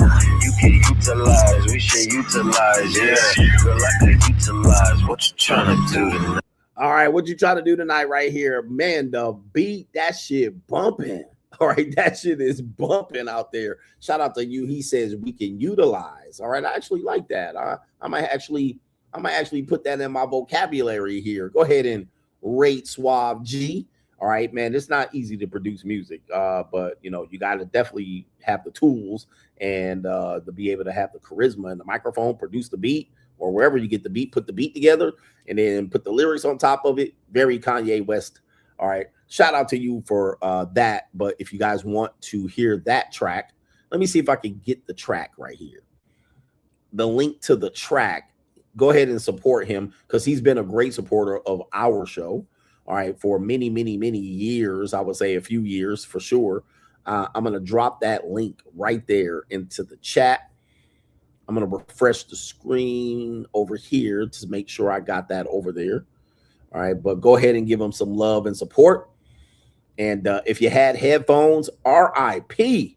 All right. All right. RIP. But I'm going to have to go ahead and get that track off the Apple Music or the Spotify so I can bump that in the 911. I do need some new speakers in the 911. All right. Because I got one out in the back and I got one out on the door. All right. So I got to use my balance to get my beat messed up. But as you guys know, I have both speakers in the Porsche, and that's going to be a couple $1,000s. So priorities here. But, you know, I might actually have to bump that before I get my new speakers in the Porsche. All right, but that was definitely bumping, man. Shout out to you. Thank you for that, and thank you for super chatting yesterday to tell us that. Now, let's get into this real quick. Have you ever seen the movie? We'll call this the main event. All right, we'll ring the main event bell on this one and get to it. This is the main event. All right. Have you ever seen the movie Up in the Air? Up in the Air. Actually, when I was in Lapu-Lapu in the Philippines, this movie did come up on HBO while I was in the bed with my ecclesiastical Filipino girlfriend. All right. And so this movie came on and I didn't know what movie it was. It looked kind of familiar. The characters looked familiar. And I was like, this movie kind of looks familiar. I didn't know where it was going until this scene popped up. And I was like, oh, I know this scene. I know this scene. I played this scene plenty of times. I've seen this scene on TikTok. And I was like, I know this scene. I know this movie. I knew this movie. And the scene was in the movie. By the way, George Clooney is in the movie. And he's with the ecclesiastical wife character. And the selling point, the biggest, most memorable clip in this movie is a point, and this is going to be on TikTok, where George Clooney asks the woman, "Sell me marriage." All right, sell me marriage, because I think at the time George Clooney's in the movie. He's he's a worker. He's 40 years old. He's not married. Now, in our world, I'm the George Clooney. I'm not the whole character in the movie, but I'm the George Clooney. I'm the guy that's not married. I'm the one telling you the dangers of marriage and the divorce. Like, we're not anti-marriage. We're anti-divorce. So we're telling you what the dangers are, just as people will tell you about the dangers of the lifestyle you live. It makes sense to them what the dangers are. But when you tell them the dangers of marriage, they're like, well, that's not going to happen. Well, it's more likely for you to get divorced than to me die in Colombia getting roofied. Okay, you can guarantee on that statistically. There's way less of a chance of me doing that. As a matter of fact, I've been to Colombia twice. No one's ever poisoned my drink. All right, but I actually got married once and I got divorced. All right, so statistically, it's more likely for you to get married and divorced than you to catch STD. All right, now if you fuck around and fuck 100 girls by 21, more likely you done caught an STD. And you probably still got it. But here's the thing. This clip says, sell me marriage. One of the things that people have a problem with is they cannot sell marriage anymore. So much so they get triggered that when they see you not married, they say something's wrong with you. They might suggest that you're a maggot. All right. They might even suggest that you're a little boy. You don't want to grow up. You've been damaged. You're bitter. You're hurt. They don't tell you what the benefits are. And it gets so bad that they can't sell it, that they just threaten you. I'm going to whoop your ass. I'm going to push your teeth in the back of your throat. I'm going to beat you up. They only have threats. And you have to ask yourself, as Kaylin, I think it was Kaylin or no government name, asked, if marriage was such an easy sell, why can't they pull it off? They have a marketing issue with marriage. Now, what they best do, I'm telling you, this is the best thing they could do. And they have not figured it out with me because they are not smart enough. Andrew Wilson wasn't smart enough to do it. Hafiz wasn't smart enough to do it. Boyce Watkins wasn't smart enough to do it. Tony Gaskins wasn't smart enough to do it. Claudia Jordan wasn't smart enough to do it. They went for the old sign language. Now, what they went for the debate. They tried to get me with the, I got you, ecclesiastical marriage. You didn't know about that, coach. You have no chance of getting divorced. But I proved that was a 19% chance. Well, that's lower than the 50%. Okay. The smartest thing they could do would be to team up with me. They won't do it because they're too busy trying to be white. Why don't you hear from my side, see what I'm teaching, and then incorporate it into your message, into your sales? Because if marriage is such an easy sell, you'll be able to incorporate what I'm saying, and we can work together for us to have a solution. That's not what they're doing. They're not smart enough to do it.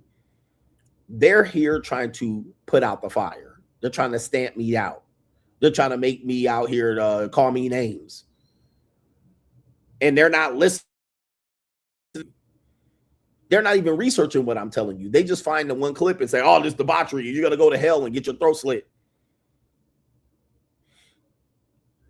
And they're not selling the marriage. What they're doing is telling you you're a kid. You need to grow up, man up, do right, do what's right by your people, help the people, do this, be a utility. You're going to make more money, but it's going to be split up by 5 miles.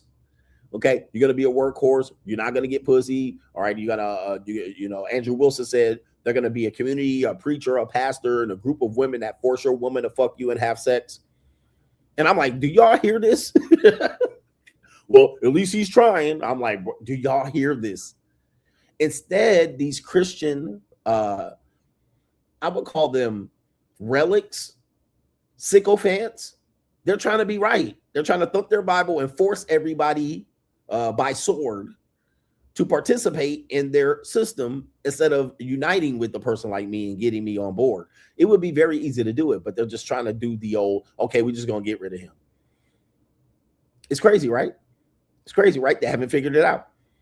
But there is a marketing problem for marriage. Only people really believe in it are religious people, whether they were religious from the beginning or religious from the beginning and they backslid and became re-religious, or they just found the Lord and Jesus Christ and the Latter-day Saints. They then just started thumping the Bible, okay? Or people that just were overly religious to begin with, they just started thumping the Bible. Thump, thump, thump, thump, thump. And listen, nobody cares about you thumping no Bible. Nobody cares about your fucking scriptures. I don't give a fuck about any scriptures. Actually, the only scripture I give a fuck about is Adams 3:16. I don't care about none of these scriptures. Like, none of them, I mean, they're nice and all. Sounds great. But Adams 3:16 at the end of the day presides over them. All right, I don't care. Niggas be like, you need to find Jesus. All right, didn't they find him already? They found him dead at one moment. Then they didn't find him. I mean, what do you want me to do? How am I supposed to find him? You haven't found him. All right, so until we can figure that out, right? Until we can figure that out, we're still in 2026. With that being said, they cannot sell you marriage. Listen to this clip. I hope I don't get it clipped at here's the clip. Sell Me Marriage by George Clooney in the movie but I fucking forgot it already. Up All the Way, something like that. Here's the clip right here. Get married. Nope. Never want kids. Not a chance. Ever. Never. Is that so bizarre? Yes. Yes, it is. I just don't see the value in it. All right, sell it to me. What? Sell. Okay, how about love?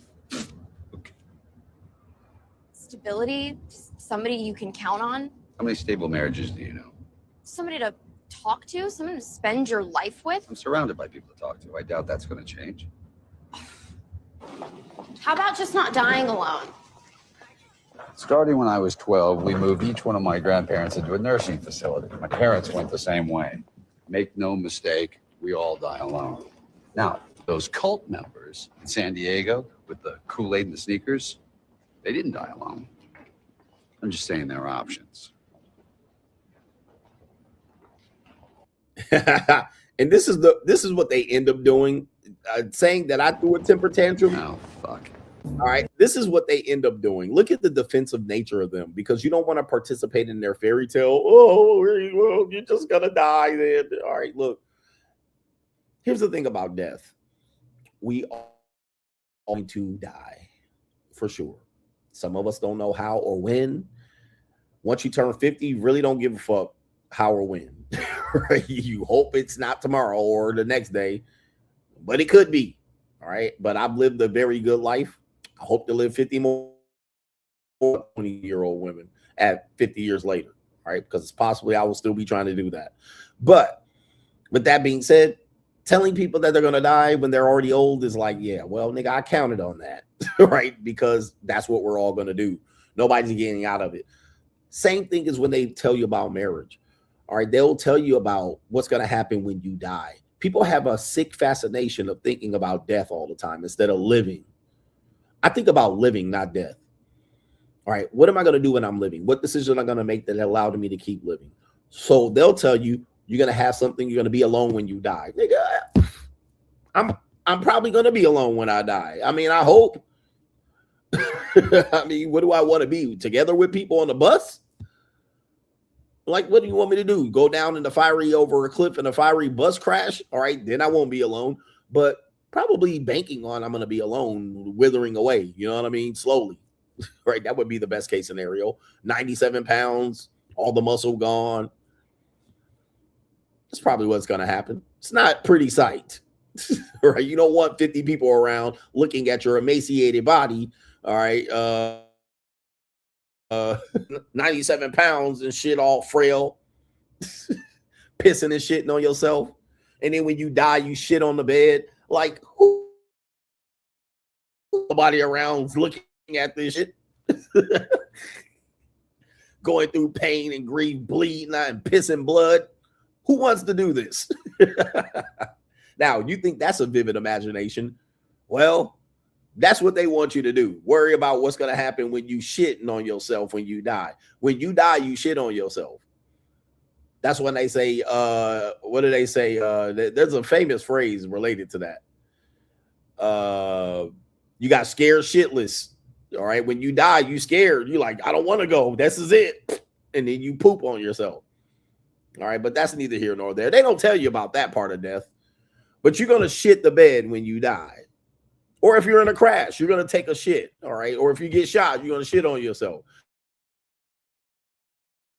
The ability to squeeze the shit in. You know what I mean? When people say that smell of death, you know, somebody got homicide killed and they walk into it, the blood is all over the floor and it's rotten and they smell dookie. People shit on themselves. You know what I mean? It's a nasty sight.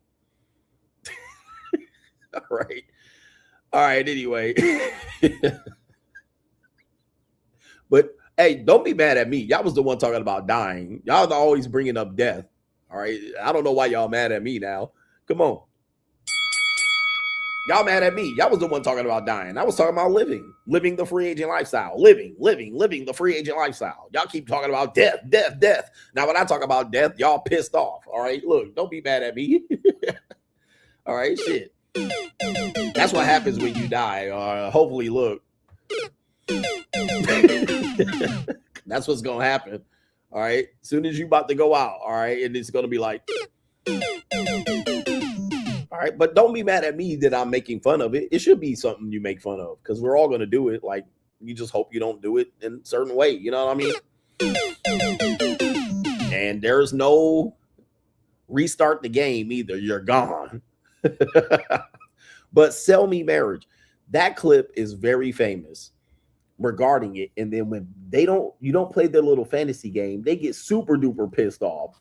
Why don't you just believe it's just for the better of society? All right, let me play this other clip. All right, related to this. Sell Me Marriage. And the reason why people are, let me see here. People are going away from marriage, men and women, is because nobody can sell marriage now. It don't make sense. All right, so this is another clip. Clint Eastwood. Didn't he just die? I might be wrong. I want to say Clint Eastwood just died, or one of these guys just died. This is Clint Eastwood back in the day. Somebody just died. I can't remember who it was, but this is a movie. I don't know what movie this was, but his character name is Hogan, and he's speaking to a nun about marriage. Oh, it was Chuck Norris. It wasn't Clint Eastwood. It was Chuck Norris. All right, rest in peace to both of them. If Clint Eastwood's still alive, sorry, Clint. It was Chuck Norris. All right, so here we go right here. So this is Clint Eastwood on marriage. So you're not married? Nope. Ever been? Nope. Want to be? No. Don't you want a woman of your own? What for? Share your name, bear your children, be a companion. They asked me to quit drinking, quit gambling, save my money, and to bitch about her aches and pains all day? No, thanks. Must be a lonely life. It's a great life. Women when I want them, and none with the name of Hogan. Hey, what? What'd he say? All right, I might have missed what he just said right there, but what'd he say? He said free agent lifestyle. What'd he say? Women when I want and something?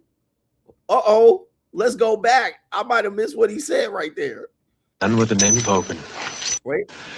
Women when I want them, and none with the name of Hogan. Oh, he said women when I want them, none with the name Hogan. All right, let's go. That's the free agent lifestyle. Women when I want them, none of them name Hogan. His name is Hogan. None of them with the name Hogan. Hey, let me play the clip again in full.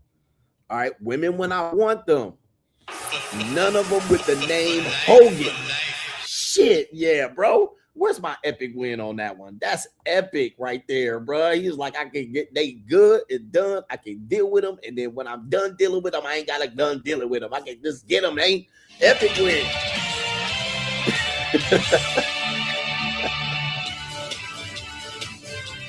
I can go to I can go to the whole house, go catch me some syphilis, get my goddamn penicillin shot, and be out, and then never deal with the girl. Then I can lease.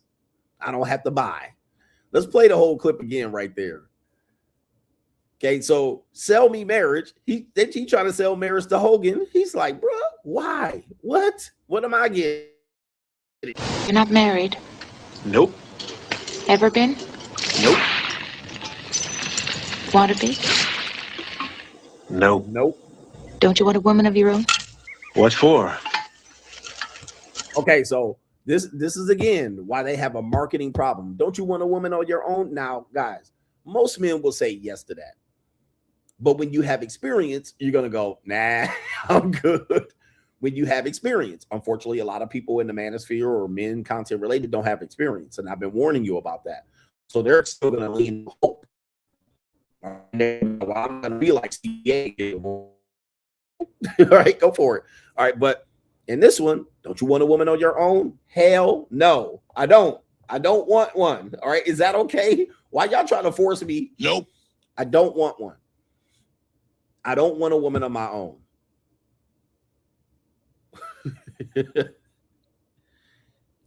No. I don't want to own them. I don't want to control them. I don't want to manage them. I don't want one. Is it okay? Nope. But they mad at you that you don't want a woman on your own. Don't you want one? Don't. If God wanted us to have a woman, if the army wanted us to have a woman, they would have issued us a woman. Okay. Don't you want a woman on your own? And then this is when they start selling it. Okay, what am I going to get? Well, for what? Let's see what she says. This is Tony Gaskin and all the ecclesiastical marriage, Andrew Wilson. What am I going to get? Share your name, bear your children. Share your name, bear your children. Okay, yeah, that makes sense. Look, I don't promote having kids out of wedlock. I think people should be married when they have kids. Share your name, legacy, bear your children. Okay, that sounds like work, child support and shit. Children, be a companion. Guys, now that's a big ass lie right there. Now that's a lie. A companion, my ass. And he's going to clear this shit up. He's going to be like, companion, please. This is not a companion. All right. And he's going to clear this up. So share your name, bear your children, be your companion. What did I get? I got nothing. I mean, well, listen, children are not nothing, but let's see what he says. They asked me to quit drinking, quit gambling, save my money, and to bitch about her aches and pains all day. No, thanks. No, thank you. And as a man that has been previously married, that's pretty much on par. Now, am I a guy that's a drunkard? No, I don't drink very much. I don't gamble very much, although I do sports bet. Shout out to Scotty P in Las Vegas. But what he's saying is to tell me to not live the life I want to live. Now, for me, people are going to say, well, those are vices that are going to be harmful to him. He don't give a fuck. It's better than having a wife tell me not to do it. I'd rather do it. I prefer. Well, that's what it is. Same thing as people telling me I should get married instead of living the free agent lifestyle and touching hands around the world, putting hands on hips around the world. Coach, you don't to be putting hands on these young girls' hips. All right. Who says who, nigga? Says who? Nope. So in order for me to not do that, I got to go get me issued a wife. You got to issue me a wife. And I got to hear about all her aches and pains. But when I have aches and pains, you're going to be like, you just a big baby. You need to grow up. No, thank you, he said, ma'am. No, ma'am. Style. Now, what's the problem with this? Let's see if we can put. Okay, hold on for a second. It's not working. Must be a lonely life. There it is right there. You're going to be lonely. You're not going to mature. They're going to hit you with the devil's breath in Colombia. They start coming up with all of this shit. You're lonely. It's going to be a lonely life. See, some of these things are projection. These are issues some men have, but most women have. All right, it's going to be lonely. Ma'am, I'm going to pull up my video on Instagram. Do I look lonely? People be like, you don't look happy in the video. You're not happy, coach. Like these projections, like people, as they say, misery love company. How the hell do I not look like I'm happy? It's like, what the hell do people talk about, bro? All right, so it must be a lonely life. He don't look lonely to me. He don't look happy neither, but look, at least I ain't miserable. It's a great life. Women when I want them and none with the name of hoping. Ooh, wait. It's a great life right there. Women when I want them. Women when I don't want women, I don't have to deal with a woman. And any woman that I deal with does not have my last name. Meaning she can't harm me, she can't foul me, she can't accuse me of anything, she can't divorce me, she can't use my children against me, which are weapons that people use that nobody wants to fix that. Oddly enough, they want to fix CGA, but they don't want to fix the marriage and divorce industrial complex. They don't want to fix that. They don't want to change the laws. They don't want to change the rules. They don't even want to change the fact that you're supposed to be a partner, but not paying, you're paying more than 50% of the bills. Sell me marriage. See what people should be doing. And I'm trying to give advice to these people who don't want to see more men go to the free agent lifestyle. It would be best to extend an olive branch than to attack me. It would be best to extend an olive branch than to attack me, because attacking me is going to make you look bad. It's only going to make you look good to your sicko fans. That's all it is. To your psychotic audience, they're going to feel good about it, but you're not going to win people over because you're going to look crazy. You're going to look crazy to people making a choice. People are going to make a choice and be like, okay, coach is crazy, but these niggas look like they fucking pray with snakes in their hands. All right. They're part of a cult. Now, here's the sad part about it. I'm going to play a video right here.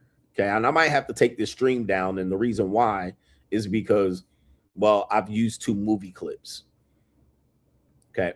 But this is a clip that just went out, which I'm going to keep saying this. The problems with relationships and marriages is that you guys want to solve it with people who are old instead of focusing on young people. Okay. Now, I'm old in terms of relationships and marriage. Like, I don't date.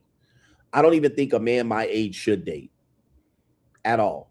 I don't even think, certainly a woman my age shouldn't be dating. All right. But I believe that at 50, your choices are pretty clear. Okay. To whether you have had children or marriage already, but dating and marrying does absolutely nothing. All right. Especially for the man.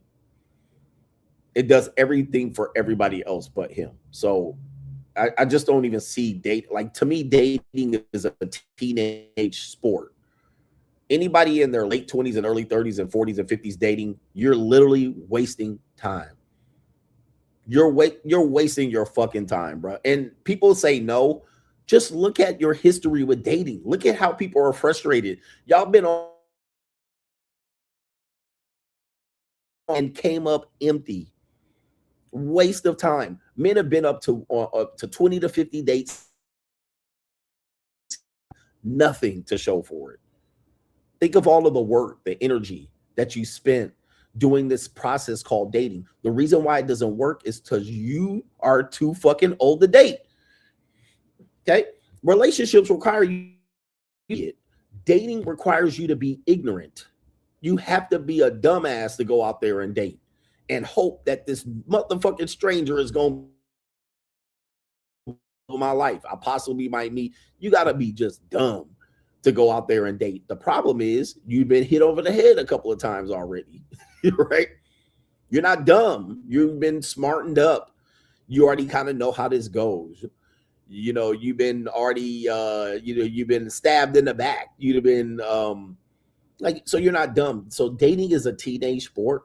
At best, something that you would do up until the age of 22, 23 max. By the time you get to your late 20s and early 30s, you've been smartened up. You already know the okie doke. You already know what to try to avoid. You already know when they come up with some bullshit. You already know when somebody's trying to use or finesse you or play you. You already know what's going on.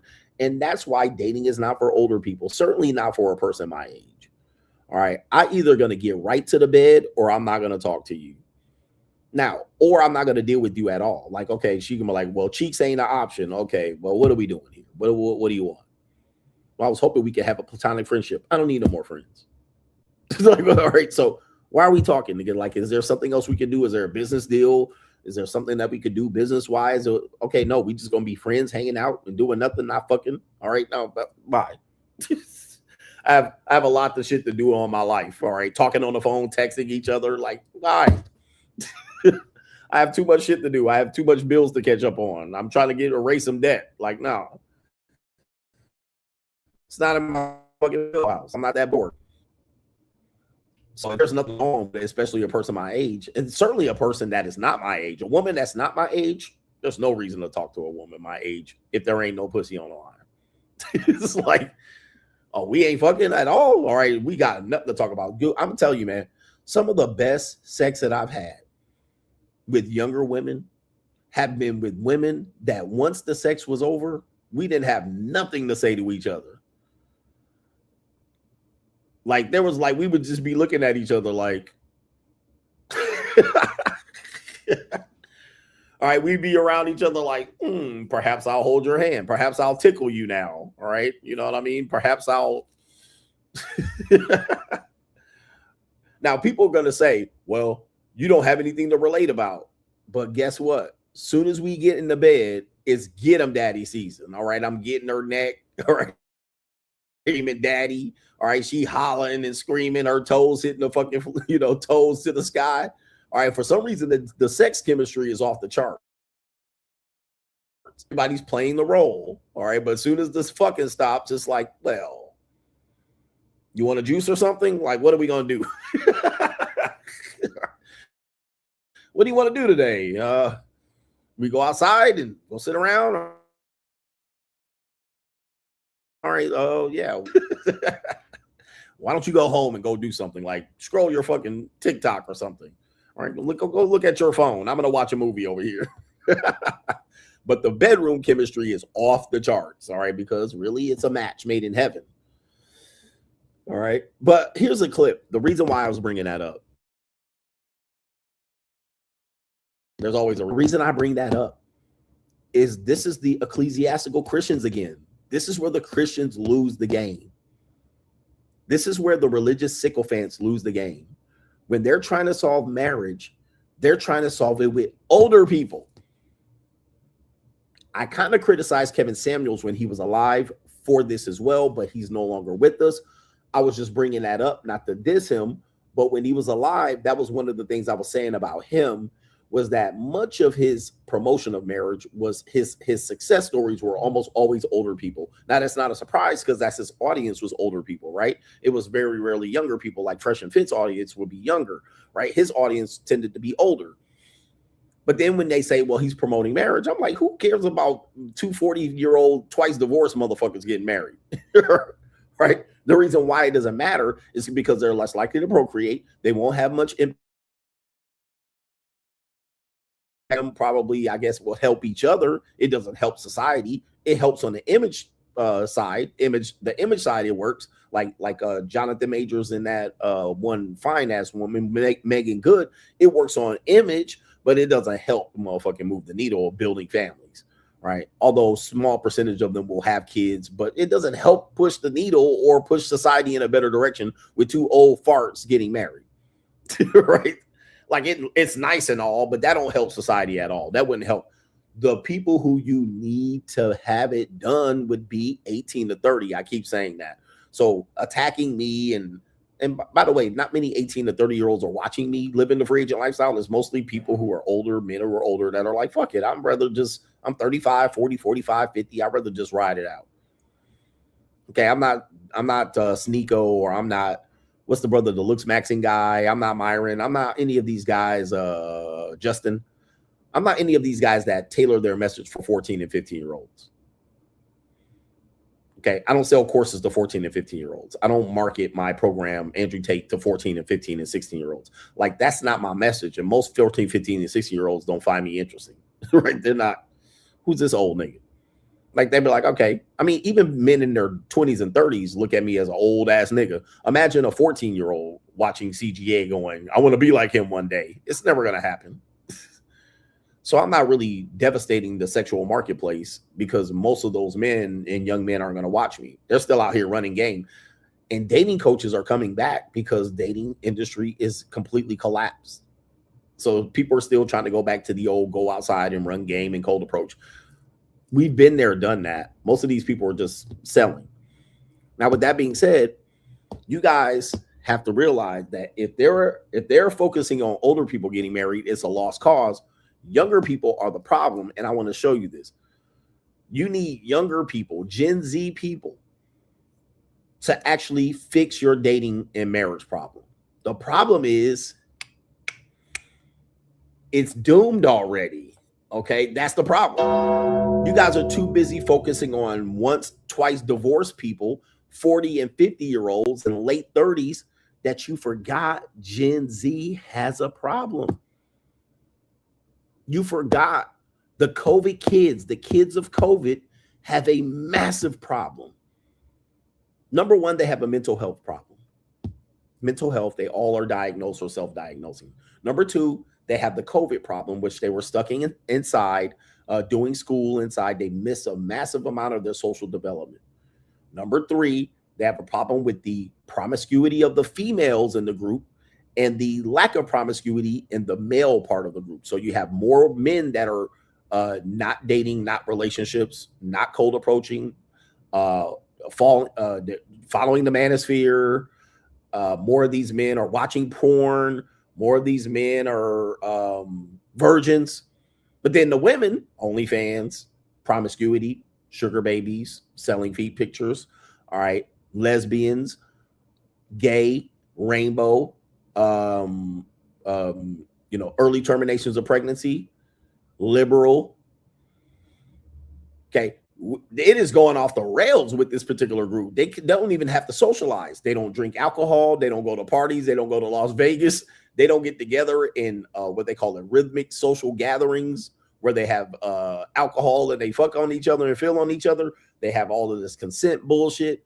It is falling off the rails. 30% of men in that age group say they're in a relationship compared to 60% of women in that age group. You have women dating the same guy and older men, and then also the young boys are being left out. Like, that's who you need to be focusing on, not CGA. They smoking weed and dropping Percocet and Adderall and Xannies. They over there going crazy at home playing video games and watching porn. And you talking about CGA? Yo, bro, you don't need to worry about older men like me. You need to worry about how can you get your message to younger men, and who are they most likely to listen to? An ecclesiastical Christian, a sycophant Christian wishing death upon another man for no reason, but he having fun with some younger women, or CGA saying, bro, you got 30 years of living the fucking free agent lifestyle. You're going to win in the end. All right. Who they going to listen to? They ain't going to listen to you, crazy, sycophant, crazy ass Christian. All right. They ain't going to listen to you. You're going to sound boring as fuck. All right. Like, nobody want to live that fucking life telling you to get away. And here's the thing. Telling a man to get married at 24, 25. All right. Which I did. I was like 26, 27, 28, around the time I was with my wife or my soon to be wife. What women today are getting married at that age in the United States? Here, this is what I'm telling you. Y'all got a massive problem, and it ain't with men like me. You cannot find women in this age group that want to get married. In fact, if you had a 24-year-old woman that said she wanted to marry and have kids, she would be talked out of it. The problem is, you're telling men to do what between the ages of 18 and 30? Wait for these fucking whores to jump off the cock carousel, jump off the Tyrone meat wagon, jump off CGA sugar baby train, to then marry these fucking broads. All right.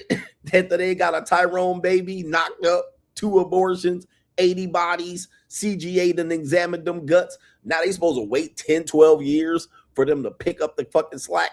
All right, because you don't have women 24, 25, 26 that are being pushed and promoted into marriage. So you're telling men to marry, but who?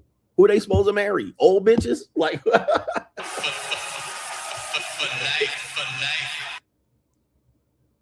are they supposed to marry? You're telling men need to go get married. Okay, young men. Who are young men going to marry? All right, bitches that want these men to have 100K a year at 24. Nah, bro. 7% of men in that age category make 100K. So this is where you're having a problem. The free agent lifestyle is going to be the win. It's going to win overwhelmingly, because then you're going to have men sitting on the sideline for so long with no women to marry, watching these hoes whore themselves out and get ran through and have fun and go to Miami on yachts and then blah, blah, blah, blah, blah. They just watching them do it, and they supposed to just pick up the slack. All right, let's play this video because this is important to the message here. Marriage is losing because you can't sell it. You can't sell it to older men. You can't sell it to men that are divorced, and you certainly can't sell it to younger men. Less sex because it's dangerous. Gen Z's having less sex because of microplastics. I'm so sorry, y'all. You can't fuck like through a DM. I'm Carter, the host of the Guardian's new podcast, Stateside. Did you know that 1 in 4 adult members of Gen Z has not had sex with another person? I'm here in Austin talking to people about why so many members of Gen Z aren't getting laid. Okay, interesting. They chose to say 1 in 4. That's 25%. That is a high percent. It's highest than it's ever been. And people are going to say, what's the problem with that? Well, guys, do you realize that there was a statistic that said 70, 80% of people were married in the 1980s by age 25? Tony Gaskin said he had 100 women that he fucked by the time he was 21. So people are going to worry about, well, they shouldn't be having sex premaritally. That's all that Christian sycophant bullshit that you're never going to push on today's society. We live in the devil's world. We don't live in God's world. All right, so that's that. We live in a liberal society, not a very conservative society. So you could go to hell with that. So if you're looking at it going 25%, that's not too bad. All right, well, compared to our previous years, 40 years ago, these people would have been married up, but we're telling people not to get married. Now they're also not getting laid now. It's okay. So how you going to get married without even having a chance to even get no punani out here? I think microplastics are ruining the world, and they're probably just getting in everybody's stuff. Modern romance has changed. They're spending too much on their phones. They're not out actually making real connections. Okay, you're going to hear this a lot. All right, and I cannot solve for this. This is going to be your problem for this one. People always use this as an excuse. People aren't making real connections anymore. People are on their phones. Guys, people just say, you know, the other woman said you can't have sex if you're just going to be in the DMs, if you're just going to be online dating. And they'll just tell you to go outside and make real connections. As soon as you go outside, people are watching. They're walking on their phone, right? Okay. And they're walking and looking at their phone. People are bumping into each other. Because I'm at the airport. I've been at the airport. I've taken like 11 or 12 flights in the last 20, 30 days. And people are like zombies, walking into people, not paying attention, walking all slow off the airplane, looking at their phone. You don't have to be at home to look at your phone. See, that's where the myth is, that people are at home looking at their phone. No, they're outside looking at their phone. You don't have to be at home looking at your phone. People are outside looking at their phone. And then you manage to just be like, hey, and they're like, oh, damn, I'm in the middle of an Instagram video. What do you want? Especially Gen Z. Okay, so yeah, people aren't making real connections, and we need to go outside. And it's like, when you're outside, people are still looking at their phones. They got earbuds in and big ass headphones on.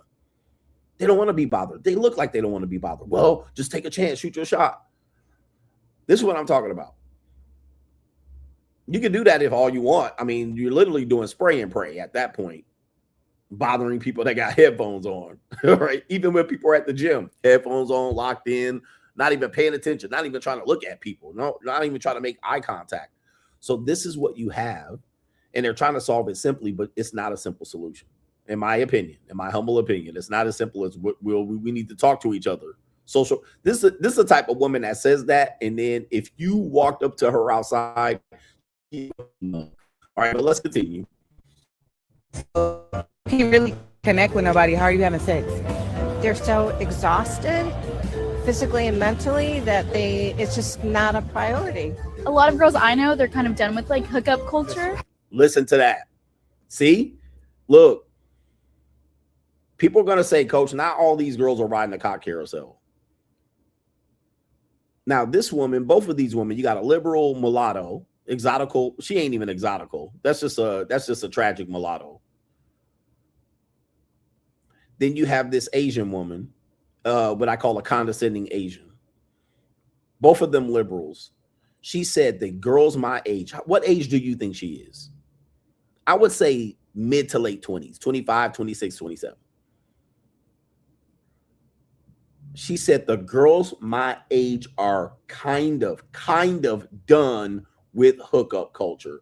Now, I know you guys think that you're going to tell me who the whores are and who they aren't and what women are sleeping around and which ones aren't. Man, don't waste your time. You just assume they can throw some pussy out here. She said the girls my age are kind of done with hookup culture. So again, like I said, what y'all getting are 27, 28, 29-year-old girls that have been ran through, right? They done had 20 to 50 to 100 dudes. They done went on 20 and 50 or 100 dates. Let's just take the sex off the table. They definitely been on 50 to 100 dates, maybe 25 to 50 dates, 50 to 100, whatever the number would be. The girls my age are kind of done with hookup culture. Oh, okay, so you done riding the motherfucking meat wagon? All right, here we go. Let's marry ecclesiastically. Who you gonna marry? A virgin? A guy that wasn't getting no pussy from her? Yep, she done being a sugar baby now. All right, look, you know how many sugar babies I've had that said, hey, I plan on stop being a sugar baby at certain age. Some said 25, some said 32, 33. And I'm like, like, these are your future wives out here, bro. Telling you, they out here getting flayed by CGA. And they're like, oh, can you come to my wedding? It would be great if you came to my wedding. And y'all gonna know nothing about it. So she said the girls my age are kind of done with hookup culture. And there she is. She's I would say average Asian woman. She would be good looking, considered good looking to most Americans, but shit, I've been in Asia for fucking 2 months. Let me tell you, man, that's pretty average. I have a new scale of what Asian women are in the United States, but let's continue. How much people watch porn, it kind of derives them from like connecting with someone. All right, so he guilty as a motherfucker, bro. You giving a confessional right now. All right, the kids our age are watching a lot of porn. Yep, that's you. All right, that would be you, bro. All right, because you definitely the poster child of porn watching. I'm gonna tell you that right now. Yeah. And that's you. You telling on yourself. All right, let's continue. Going out, socializing. Do you think it's a bad thing then that Gen Z isn't having sex? Yeah, it's really special getting to have that kind of intimate connection with somebody who really knows you and you're vulnerable with. And I don't think it's bad, but I think it's sad, and I want people to experience that. I think it's a good thing that we're slowing down and realizing that we can't just pass our energy to everybody and give out our personal private space to everybody. Man, I agree with this, despite the fact that I don't practice that anymore. I agree with it. I always tell you it's not very healthy for people to have all these sexual partners. It's not healthy. Now I'm 50, so a lot of things that I've done is not healthy. You know, I mean, can't cure everything. All right, but it's not healthy. It's not the best to be having like 20 and 50 and 100 sexual partners. It's not at all, male or female. But boys will be boys. I will say that he can say that, but we don't practice that because we have people that are getting married late. I keep telling you that is the secret sauce right there. People pushing the marriage later in life. As long as you guys are doing that, you must assume that they fucking during those years. Okay. And I'm going to have to stop cursing here because, okay. I mean, even just the notion of asking people why they aren't getting sex at this age, Gen Z, they're saying that people are having sex and random sex and hookup sex. The Asian woman, oh, we're kind of tired of hookup sex. So if you're telling people men and women are getting married later, not at 24 and 25 anymore, they're getting married at 29, 30, 32, 34, 39, right? So we're just going to assume that they're keeping their legs closed for those 20 years, 5 years, 10 years. They're not fucking anybody during that time. Well, we know that's not the case. So then it gets into the tough conversation of how are these people able to seriously marry people that late if they've been fucked on and touched on and poked on the whole goddamn time? This is impossible. You can't sell people. You can't sell men to marry women like that. You can't sell men, tell men, marry these women. They're like, wait a minute. And that's you. Hold up. You telling me to marry these skeezers? Former sugar babies, 304s, Instagram whores, and thoughts and ski. Nah, bruh. You can't sell me that. You have a marketing problem. So the only way they sell you marriage is to threaten you. That's it. Just threaten you. Outright, downright threaten you into doing it. And you're like, all right. Hell no. You know what I'm saying? Because, I mean, there's a time and a place for that when you just want to have fun and you want to talk to somebody, have a little, you know what I'm saying? But, nah, we can't do it all the time. He ain't getting no pussy out here.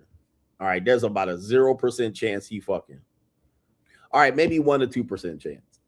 All right, but I'm talking about it. Oh, by the way, and I know I'm going crazy here. Here's another reason that, again, you need to focus on Gen Z getting sex. I mean, and marriage. It's because if you think about what is Gen Z also known for? Let's see if you can figure this out. What is Gen Z also known for? We described it. Mental health. All right. Gen Zooted, we call them, taking mental health meds, the lack of drinking, but the smoking of the marijuana. We described activism, liberalism. All right. More of that. Somebody said ghosting, anxiety. Let's see if somebody gets this. Drug use. Drug use. We got that one there. Okay. Pill popping, painted nails. All right. We got that one. Flaky. Checking out of work. Okay. That's a big one. Being broke. Let's see if somebody gets it. And this is a big one. Vaping, creativity, lack of creativity. I guess laziness. Okay. They have a propensity to be called laziness. Quitting, hookup culture. No, these aren't the answers. Crocs, 2 mamas, sugar babying, looks maxing, unreliable, feminized. These are all good answers, by the way. Work-life balance, red pill, gay, reading rainbow, incels, masculine mamas, no kids. Nobody said it yet. Crashing out, zooming from school, online life. There we go, right there. I knew somebody would get it. This one right here. Shout out to I am him Eli. Right there. Now that right there, because people are going to defend this, but I've been telling y'all for a long time that right there is going to be a problem.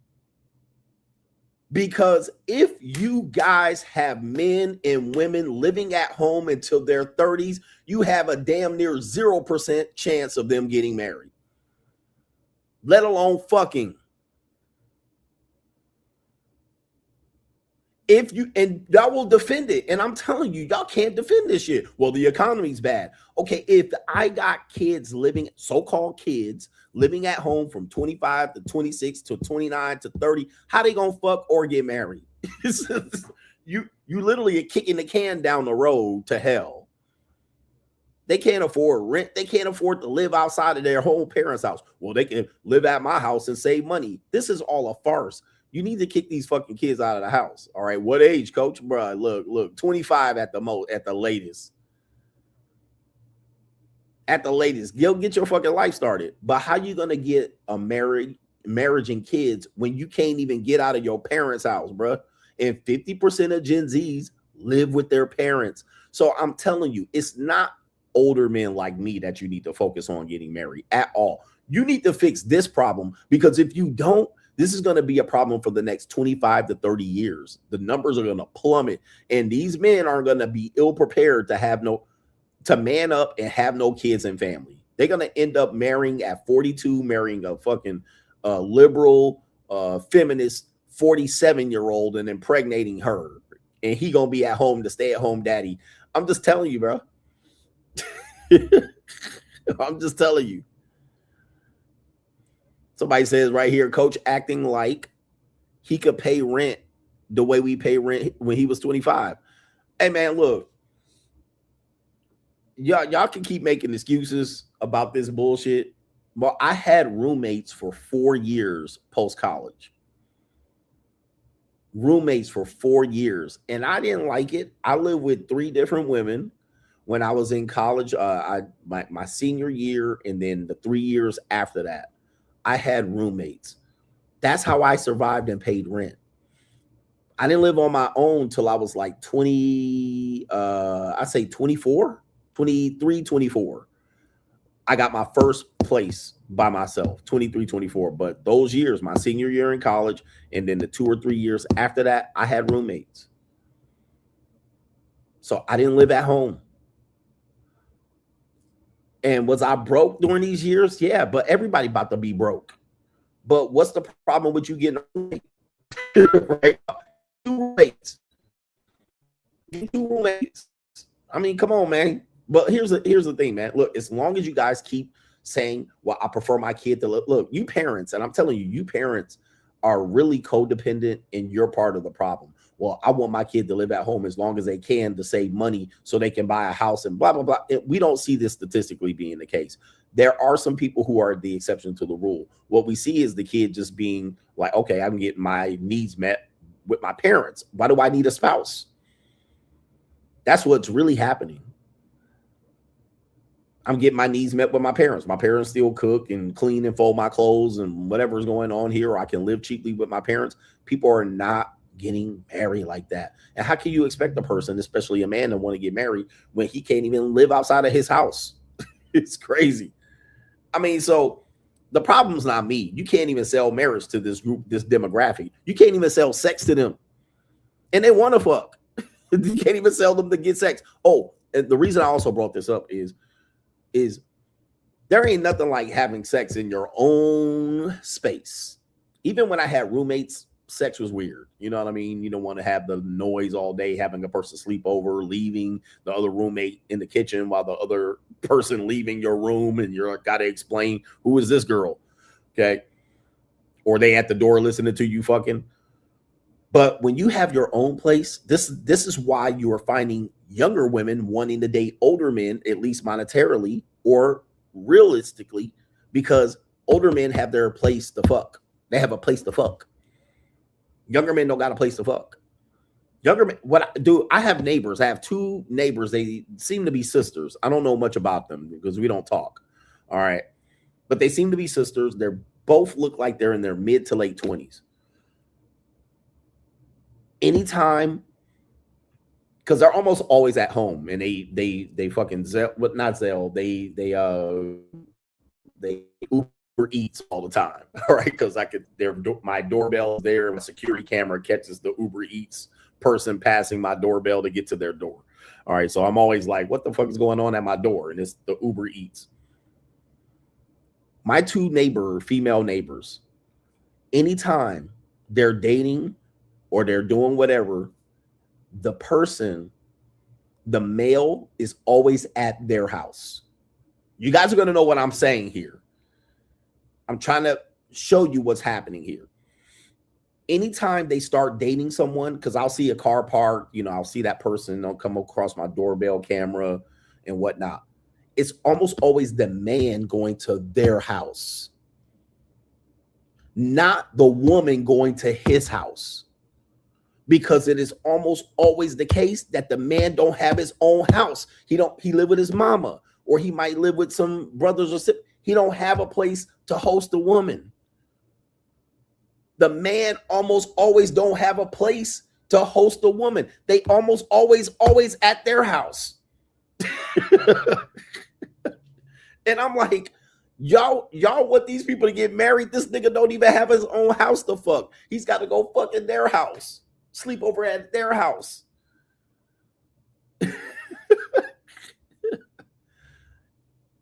How the hell y'all fixing to get married? How you gonna fix marriage? So you guys gotta have some major problems you're gonna have to overcome. And I ain't the problem at all. And one of the reasons you will find that younger women will engage and date older men is because they got a place to fuck.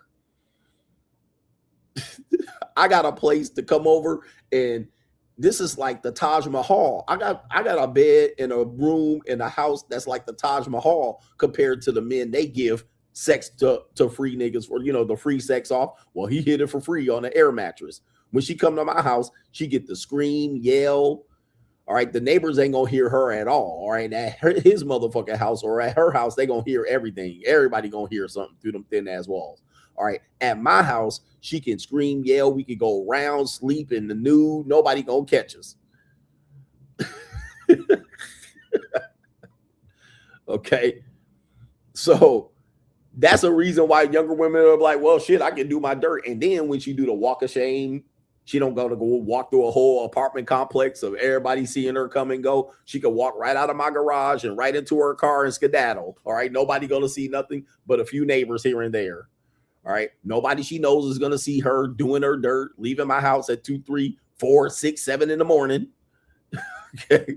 Paying attention, nobody gonna know who she is and go to the school the next day, and nobody gonna see her, nobody gonna talk shit, right? So that's why you're gonna see more younger women doing it with older men on the sneak, on the slide, monetized or illegitimate in legitimate relationships, because he got a house to fuck in. Most young men don't. How y'all gonna get married? How y'all gonna get marriage and fix marriage when these men still live at home with their parents? How they gonna give sex, date, come home from a date, court, any of this shit, and they ain't got their own place to live in? It's like you guys got major problems. And here's the deal: I'm highlighting it, but I can't fix the shit because you guys want to baby these goddamn people. You want to tell me a 21-year-old person is a kid. You want to tell me a 25-year-old person is a child. You want to tell me a 30-year-old person is an emerging adult. Go fuck yourself, bro. I'm not going to help solve your problem. And you're going to tell me a 25-year-old is still a kid. They're still a child. Their brainstem ain't developed. All right, go fuck yourself, man. Look, go have your, hey, man, have it your way. Okay. New world order. You solve the shit. Then you want me to solve the problem. And I'm like, well, start with these bitch ass niggas.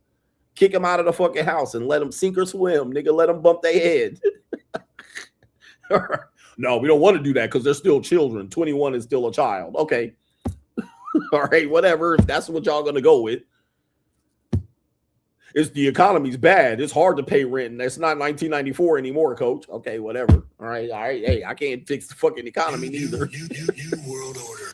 All right, let me do these super chats. Let's finish with this virgin ass nigga. I'm having less sex because it's dangerous. Gen Z's having less sex. Okay. I'm having less sex because it's dangerous. Another scare tactic. Guys, as much fucking is going on here. I mean, I know STI rates are high and pregnancy is high, bro. It's not as dangerous as you think. There's always a danger, but come on, bro. Y'all scaring people into not fucking. All right, this is crazy.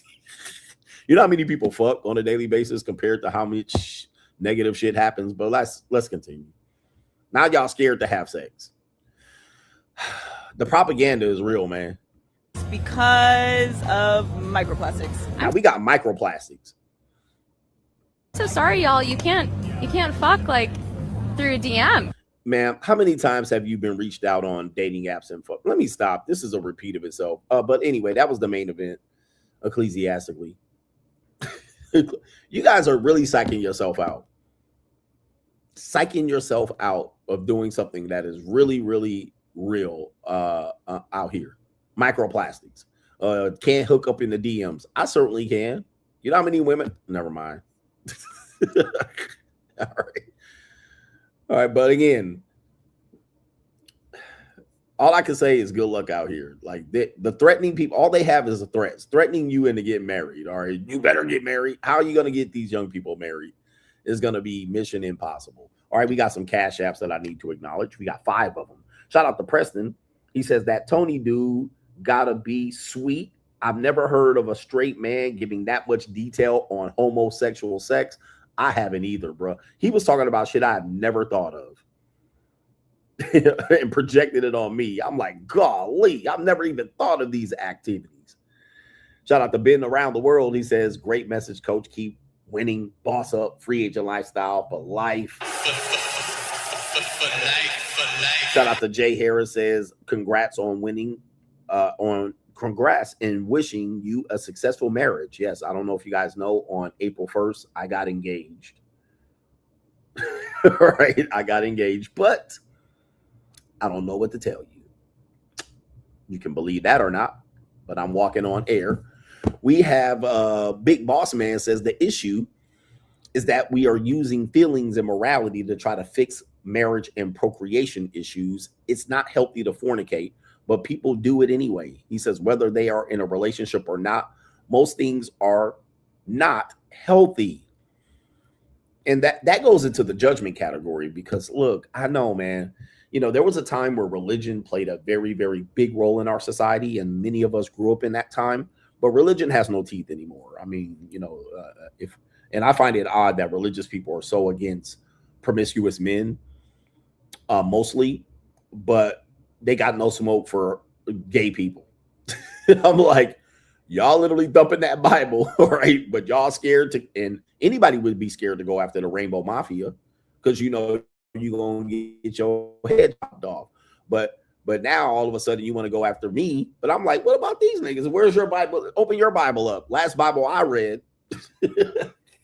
But y'all ain't got no smoke for them. It's a weird society. So that morality issue, that's why I always tell you, morality is not going to win the day. Morality today is not going to win the day. You have so many amoral people and immoral people and people that don't really get scared of the Lord and Jesus. Nobody cares about, dude, I'm going to tell you, bro, if Jesus came back today, y'all would crucify him again. Right? I'll bet you $100. If he came back right now, parted the sky, came down on a white horse with wings, flying down, y'all would crucify him again just as soon as he opened his fucking mouth. You know how I know? You know how I know? Because y'all done it to every other nigga that said they was Jesus in the last 2,000 years. Y'all crucified him too. Y'all done crucified niggas that said they wasn't Jesus. So David Koresh, y'all would kill that nigga as soon as he start coming up here telling y'all what to do. So I'm like, yo, bro. All right. Anyway, so it don't scare me none. I was like, shit. When he returns, what's gonna happen? Y'all gonna kill him again? He's gonna be the third resurrection. All right. So anyway, don't at me on this one. Y'all don't want to listen to nobody telling you no moral shit and telling you and screaming at you and turning over tables in the church. All right, y'all ain't trying to hear that shit. And not only that, he gonna look like a Middle Eastern, so that's really gonna fuck you up. Because they be like, Jesus is black. I'm like, y'all describing a Middle Eastern. He had woolly hair, Middle Eastern. All right, he had feet of bronze and gold, Middle Eastern or Indian. He gonna have a curly ass afro and look like he gonna anyway. They ain't gonna be like, who is this? White people ain't gonna follow him. That's for damn sure. No MAGA's gonna follow him, so they gonna crucify him. Everybody that's a MAGA gonna crucify whoever that Jesus coming out as. All right, so especially if he a black Jesus, MAGA ain't gonna follow that shit neither. So I mean, y'all fucked if he come back. He don't want to come back. He told me he don't want to come back. He's like, if I come back, I'm getting killed again. All right, so why? Especially if he black or Middle Eastern looking, he going right into hell by himself. So he gonna have to come out white like Jesus, the white Jesus. That's the only way it can possibly work, because y'all only listen to white people. White people start telling you shit, y'all start doing shit. So, like I said, y'all, he gonna be dead as a doorknob as soon as he coming down. It's a death wish for him to come out. To save you goofy ass niggas. All right, I'll talk to him and say, bro, don't come back. Don't come back for these fat ass Christians. All right, but anyway, I say that with love. Get healthy. All right, because nothing gives me more disrespect than an unhealthy religious person. All right, that'll make me lose respect for you. If you fat and religious, there's nothing that's gonna get me to go to church with you. Okay, come on. All right. Anyway, oh man, I hate to piss people off, but anyway, am I still on? Is this thing still on? All right, it is, but we got some supporters, so we need to get to that. Ecclesiastically, by the way. man, we got a lot of supporters. You guys have been kicking into the stream as this stream has been going on. So we'll be here till the 3-hour mark. Oh, man. Okay, hold on for a second. Shout out to No Government Name. Says Christians are the worst people in America behind the niggies. He says, what I love about your message is that you promote self-preservation and winning for yourself, not for society. You're an inspiration. Screw Gaykins, or Gawkins as you call them, Gaykins, PUAs, Tradcons, and Mitches, man. Live for yourself. Dude, live for yourself. Really just worry about your own backyard, to be honest with you. DJ says, morning coach, is disappointing how many men and women are so comfortable hating on you for being a real free man. He says, I hope you enjoyed your lean tour. Be safe on your way home. They hate on a free man, man. I'm free. Big T Dog says that niggy Tony is definitely gay. So much description and detail in his explanation. Sounds like he's confessing. I hate when people take the Bible out of context, using an explanation or why death exists according to a religion as judgment against an individual is crazy. Yeah. The wages of sin is death. All right. All of y'all will be dead then. Why y'all still alive? All right. Like, that's crazy work. All right. But of course, they're sycophants. So what am I supposed to tell them? Mr. Handsome Paul says, think it's good that Tony Booty Bussin' Gaskin backed out of the debate. By the way he was talking, he was projecting all the things he wanted to do to you. He says that nigga sounded like a hurt black woman. Take me out with the rock. Wait a minute. That's the wrong rock. Let me see here. It's this one right here. Yeah, man. Judging from what I seen him talk about real quick. Shut your bitch ass up. Okay. Based on his performance, man, that debate would have been a dumpster fire. All right, that's for sure. I would have had to bring security for that nigga. All right, for a variety of reasons.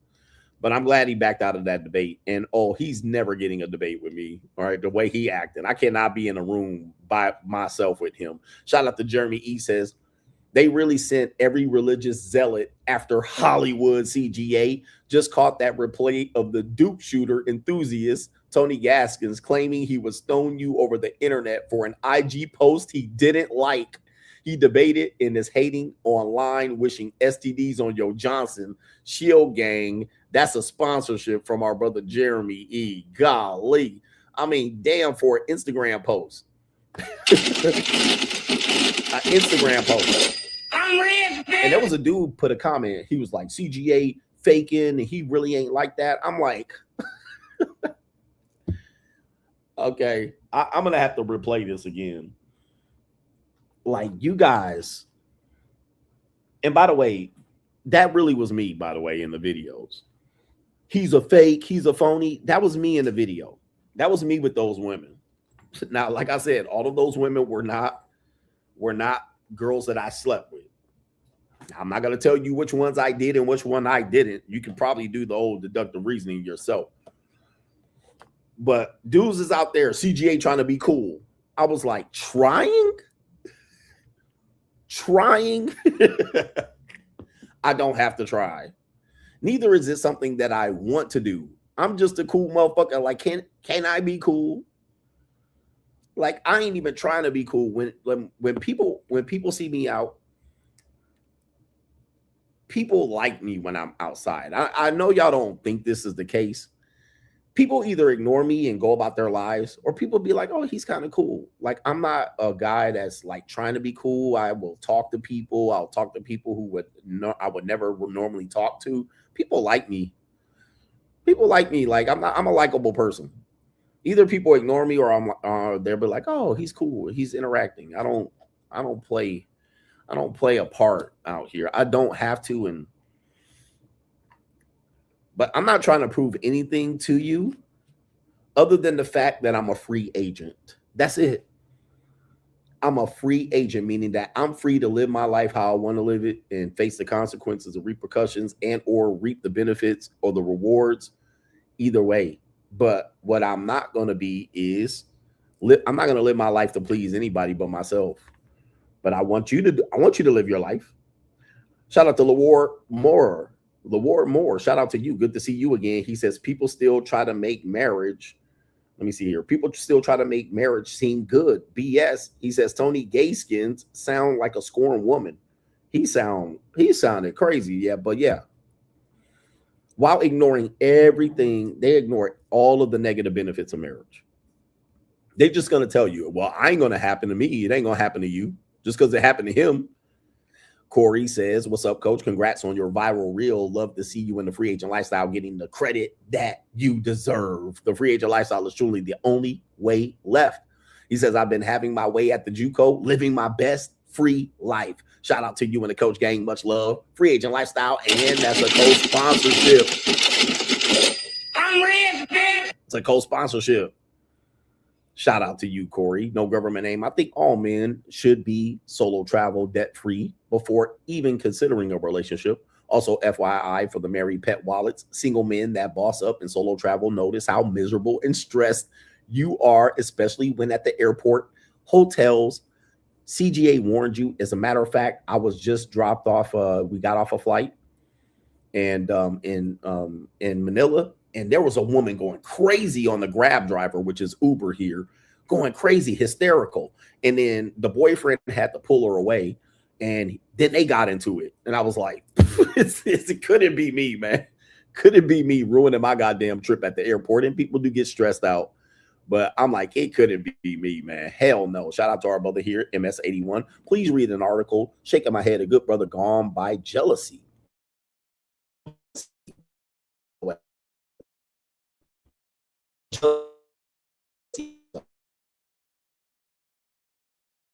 Let me log into Venmo. We'll read everything before we go. Come on. They don't want me to log in. Yeah, they don't want me to win. I'm not even on hotel internet anymore. All right, I'm paying my bill through Verizon right here. Shout out to you, Jay McGee, J Mac. He says, I'm here to inform you that I can no longer support the free agent lifestyle because I had no clue that it was for down low men and vegetable loving niggies. He says, ninjas will do anything to have your life or have you living their miserable life. F them, F them, F them. They're going to do anything. Get married. It's the best thing that ever happened to me. So is the free agent lifestyle. It's the best thing that happened to me. You need to be married. Oh my God. Shout out to J Mac. We got some people here over on PayPal, ecclesiastically.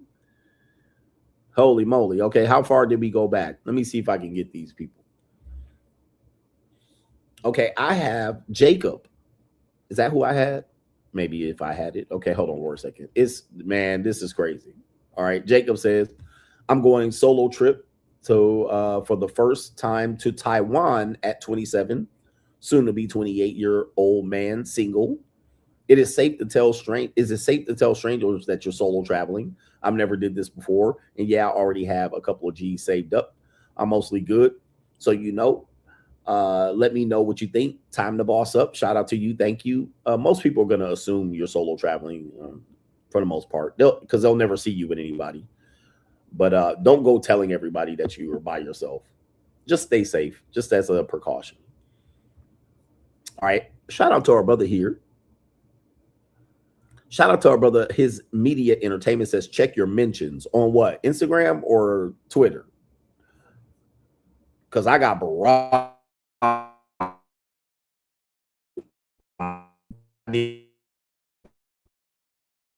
So what mentions do you want me to check? That would help out.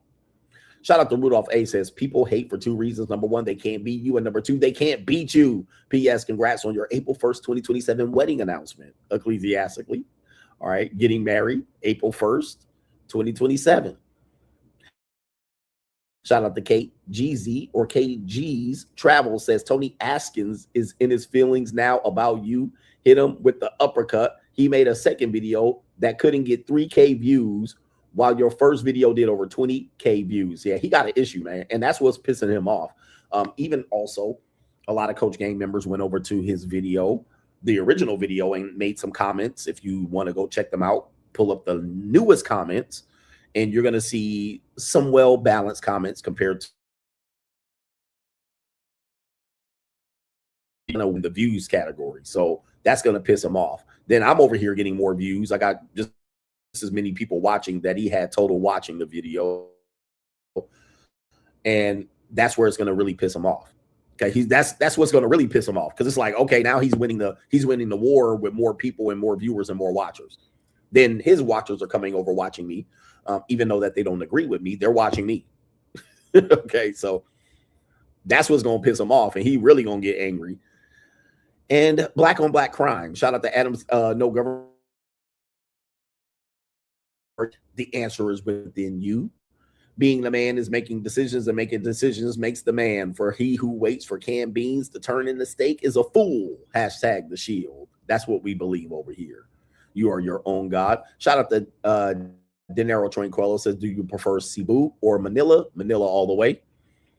Manila all the way, but Cebu is great for vacation. Jersey Raff says, they can't defeat us because we are practicing man's greatest superpower that they never taught us, the ability to walk away. They have no counter to it. So who's spazzing out, and look who is cool, calm, and collected. Look who's confident in their belief system, and look who's not confident in their belief system. Look who has to tell us after 2,000 years what's going to happen, and nobody listening to you. 2,000 years ago, and this book was written, is going to tell you what happens. Yeah, nigga. Yeah, nigga. And Jim Jones fed his fucking Christian church full of Kool-Aid and cyanide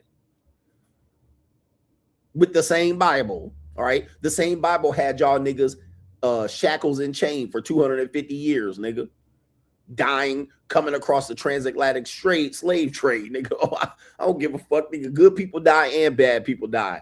All right, it don't matter to me, nigga. Just because you bad don't mean you dead, nigga. A lot of bad people still alive and a lot of good people dead. All right, so don't try to scare a nigga. All right, talk about this book says jack shit. That's what it says according to me. All right, I ain't got time for you to be wheeling that book at me like I'm supposed to look at that shit. All right, I know a lot of shitty people still alive. A lot of shitty people that have committed crimes and fornicated, they still alive. Whew. Callie West says, thank you for broadcasting this morning, but I was up earlier than most niggies and still didn't get a notification. These hoes are scrambling and scraping for commitment on these apps. Nothing but a used car lot full of lemons, rent never owned, free agent lifestyle for life. Man, bruh. Why would you marry a woman that's already been married? Like, what? She already been married, but I'm supposed to marry her again? Oh, my Lord. I mean, no. You had your chance. I believe everybody should just get married, one marriage in their life. That's it. No Government Name says, I've been Coach Gang since 2020. Your teachings and philosophies are the cheat codes, not only with women, but in life. Young brothers, this is coming from a 34-year-old black man. If you want to win in life, you must do it alone. You got to go your own way. You got to do it alone, man. All right. These people don't want you to win. They going to do most people are succubis. They're users. No Government Name for the men who are fearing dying alone. Here's 3 solutions for you. Become a pilot, a train operator, or a cult leader. He says a good product sells itself like the free agent lifestyle, unlike marriage. He says women want women when you want them without the maintenance. Play the Bernie Mac sound effect. I'm actually behind on stream, so I can't play the sound effect on that one. I don't even know where it is, but shout out to you right there. All right, Tony Gaskins has the nerve to be in Vegas. He says he would come when you're not there. He probably looking for pickles and cucumbers to deliver to my door. All right, goodness gracious. All right, he probably looking for me too. Miles, he says, you're cooking again. Once again, love is for young, stupid people. Once you understand human nature, you will never love again. He says you can only respect someone because people change and loyalty. Additional. Women are terrible at loving men. In fact, most of the time, I always tell you, they're receivers of love. They're not givers of love. They give conditionally. They give them the reciprocators, but not necessarily equal reciprocators. All right. So, yeah, of course they believe in love. When you're the recipient, Caitlin says, for married people to beat your lifestyle, they shouldn't be mad at you. They should try to focus on being the 1% in their marriage. Figure out how monogamy can be both beneficial and sexy. Those couples shouldn't be mad at you if they're happy with one another. That's what I'm looking at. I'm like, what? If you good at marriage, you should be promoting that. But, you know.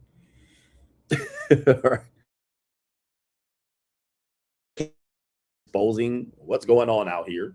Martin Muhammad, we got about 7 more of these. Martin Muhammad says, learning about CGA by watching many of your old Notorious videos. Shout out to you for rocking one of my favorite pair of shoes, the Magnanis. Yes, there's a very great shoes. Also awesome seeing your old parking space near the hotel. Shout out to you. My old vlogs are still available on the internet. Go to the other channels to follow them if you haven't found that channel.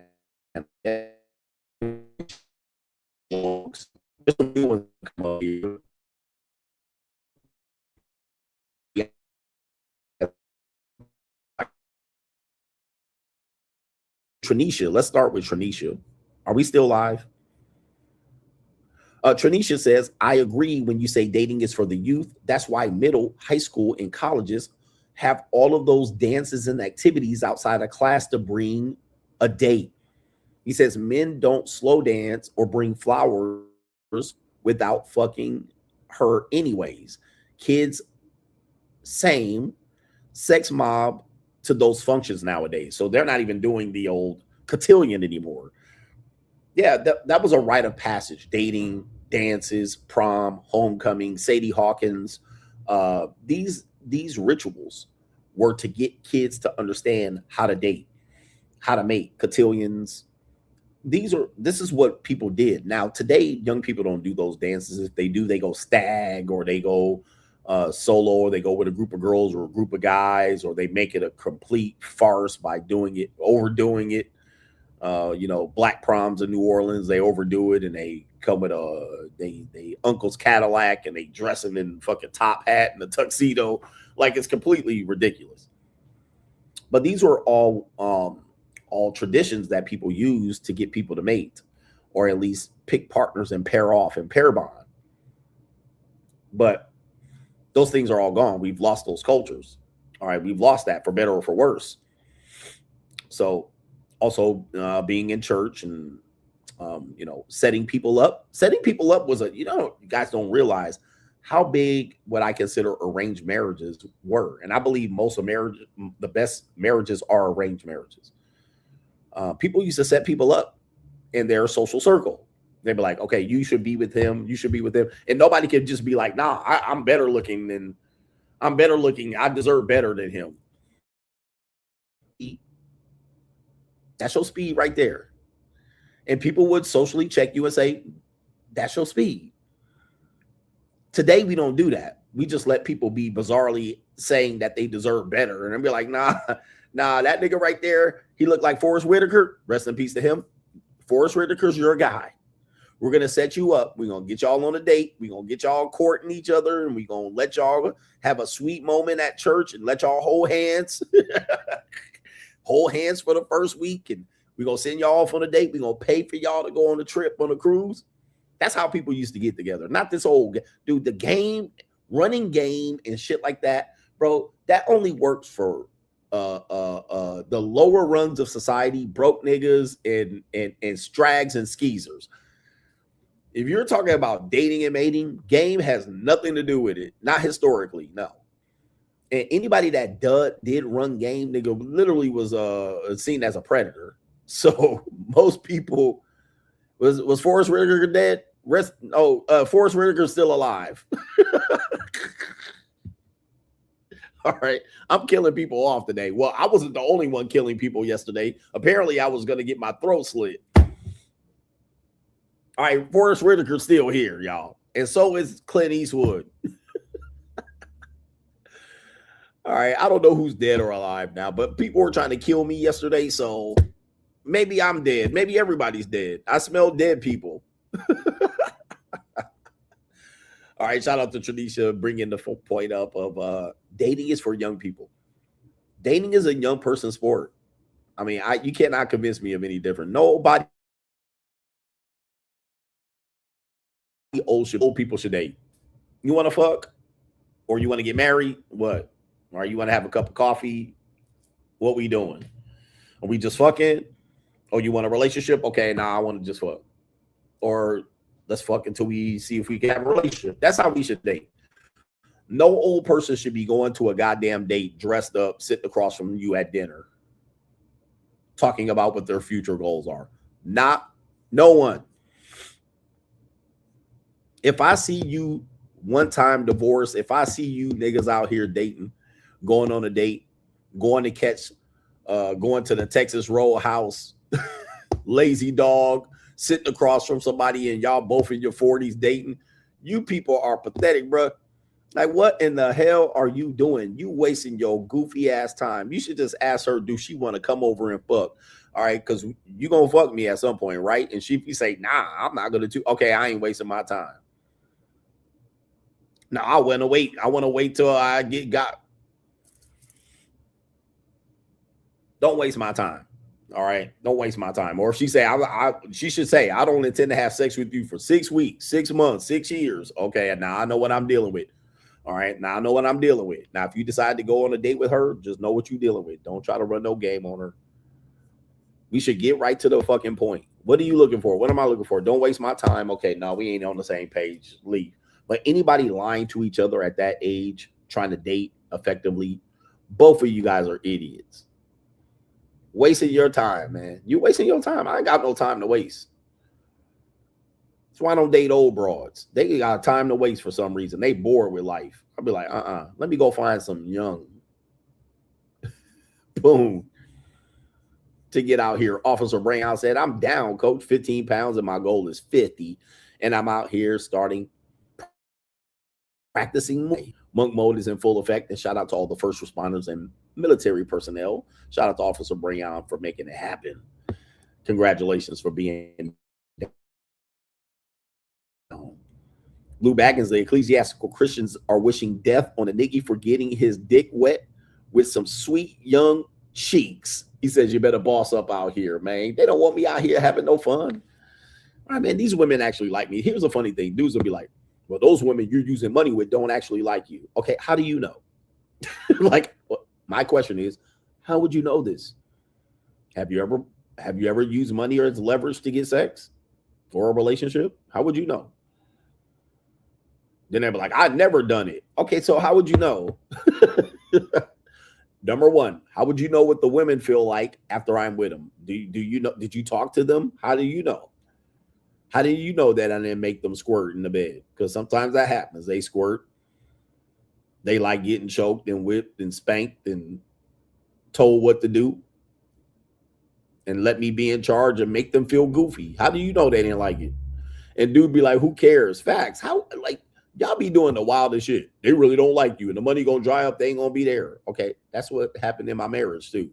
So it can happen in your marriage too. He said these niggas' wives don't like them. They don't want to hear this shit, bro. They don't believe that. No, they don't. Well, they don't really look. That literally do not like each other. And nobody, they will not tell you this. They wake up and just be like, ugh. How many people do you think in our marriages that like that? Now, I'm going to say 50%, but I'm going to say 75%. Now, the reason why, and I wrote this in my first book, 75 to 80% of people don't even like their spouse. And people are going to say, how do you arrive at that? Let's take the divorce rate. 40 to 50% of people who legally married went down to the courthouse and officially filed. So we could go with 40, 50% right off the top. Every year, trim right off the top. 40 to 50%. 40% of people go down and be like, I got to get rid of this motherfucker. So there you go right there. That's the half the number right there. Then when you got the people considering divorce, separated, all right, 6 year, emotionally divorced, emotionally detached, sex is marriage. Okay, right off the bat, you can get right to 70, 80% right off the bat. 70, 80%. don't even like each other. Then the next year group of people, that the people who didn't get divorced this year, they get divorced next year. So okay, now that statistically, it pans out.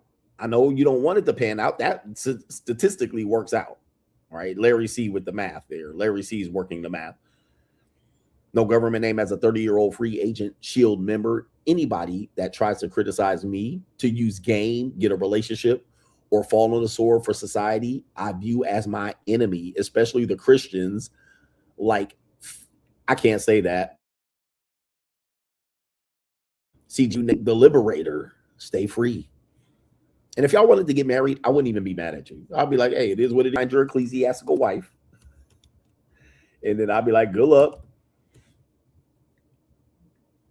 And there's a woman right now listening to me like, you don't know that, coach. My husband loves me. My husband loves me. Okay. What I'm going to tell you is never speak for your spouse. Never, ever speak for your spouse. Your spouse should speak for himself or herself. Never speak for your spouse, bro. Never speak for your girlfriend.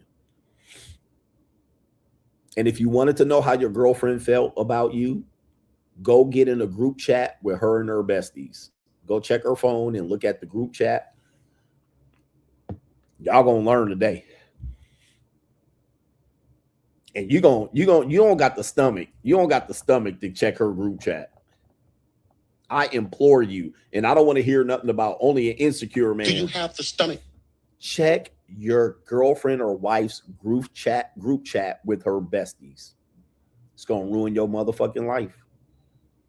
Because y'all want to find her cheating. Now, I know women that got group chats, them admitting they're cheating on their girlfriend or their boyfriend or wife. Husband, sorry. Their boyfriend or husband. Okay.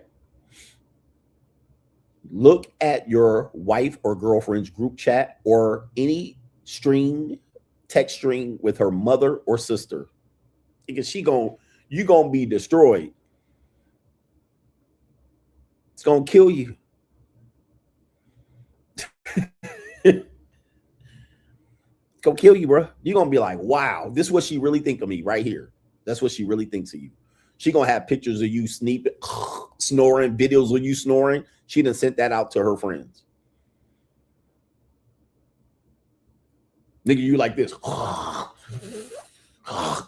She done took a picture. I hate this nigga and was sleeping next to this motherfucker. Sent that shit out. Video of you, nigga. She got you coming out the shower with your shriveled up dick, coming out with that water that you'd have been in the water all day out the swimming pool, and you changing your drawers. She done sneaky snapped it and sent it. And look at this little shriveled up ass shit, elephant trunk looking ass nigga. Somebody said the snoring video happened to me. Cold world, nigga. Cold world. She got you changing your drawers, putting one foot in your tidy whitey, the dun-dun-dun. She got you put one foot in your tidy whitey. Look at this shriveled ass chorizo ass nigga. Look at what I gotta deal with.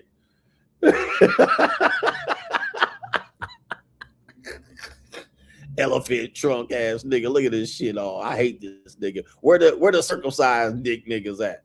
Looking at this shit, gotta peel his shit back, and it's all kind of crusting, motherfucking white cream around his nasty ass nigga.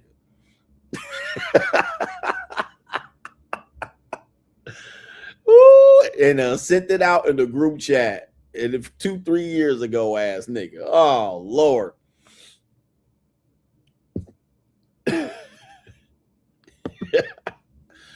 Oh man. Yo, this crazy, man. Somebody said, do you break up or ignore it? Look, just know, man. Men don't want love, they want respect. And I'm gonna tell you, man, if your wife claims she loves you but sends you a video you out with your chorizo out in a video of you snoring loud, she don't love or respect you, fam. I would drop that bitch like a bad habit. Anything that happens in that house that she reports outside of that house is considered treason, in my opinion. Treason. All right. And as they used to say, treason is punishable by death. Anytime she sends out information of some shit that happens in your house outside to the outside world, that's treason. All right. So you should automatically cut her ass back. All right. Nah, cut that neck. You can't allow that shit. And not only that, that undermines your leadership in the house as a man. That undermines your leadership in your house as a man if she's out here making you vulnerable, all right? Looking like you're sneaking, snoring, you got a little shriveled dick, all right? This undermines your authority. They go, I want my wife's friend to know I'm coming with the fucking hammer, all right? That I'm gonna grab her fucking throat when she act up. Now, I'm not saying I'm going to. She's gonna like it when I get her throat. All right, but anytime she undermines your authority, she makes you look weak and feeble and frail or vulnerable. She's undermining your leadership and your masculinity, and she's done it out of spite, hate, and that's disrespect. So this is absolutely shit that you should not even put up with. You guys got to man up. Guys got to man up. Yep, making you look like a fool, making you look like Fred Flintstone and Barney Rubble out in this motherfucker. Ralph Cramden and Al, whatever the nigga name was. All right, got you out here looking like a buffoon, man. All right, bitch, man. My wife better be telling me this nigga bringing the 8 to 12 incher. I don't know what the nigga gonna bring to the bed. All right, I be gripping the sheets every time he come in the room. Every time I'm with a girl. Every time I'm with a girl, Ed Norton. Every time I'm with a woman, when I walk by her, she gonna put her hand behind her back and cover her butt. Why? Because I'm gonna spank that bitch. All right, I'm liable to go ahead and I'm gonna give her that pop every time. Now, if she say I don't like when you give me that, try trade in a new bitch. Bye. If you don't like it, you can kick rocks trying to trade your ass in. You better love to like it. But every time she walk by me, she gonna know. All right. Oh, he gonna hit me with that. He gonna get me with that spank. She gonna realize I'm there. She knows that's acknowledging. And sometimes I might go for it. Sometimes I want to see her put that hand back. Sometimes I want to say, oh, you done forgot. Sometimes I'm gonna ignore it and walk back. All right, I don't care. But I'm gonna get that. Here, let me get that. If she complain about it, new bitch. Time for a new woman.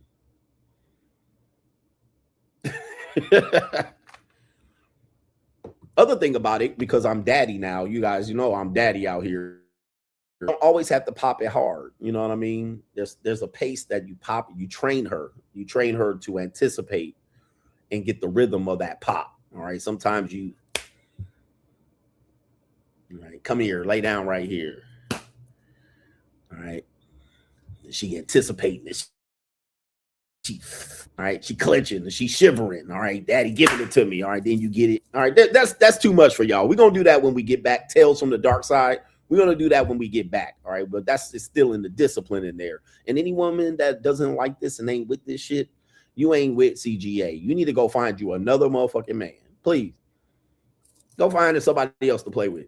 All right, I don't need no serious bitch around my life. You too serious. It's a family show. Most of y'all niggas ain't worried. Y'all out here still trying to pray to Jesus comes back and help y'all. And by the way, he ain't coming back. All right, he told me he ain't coming back. Y'all praying to Jesus to kill CGA. It ain't gonna die, sure, but he ain't gonna do it. All right, he too busy watching you niggas on welfare. All right, I don't know what the hell y'all priorities are all out of fucking whack. Y'all can't even get the economy right. Why don't y'all pray to Jesus to get the economy right? Y'all sitting around trying to pray for my death. Why don't he fix the fucking economy?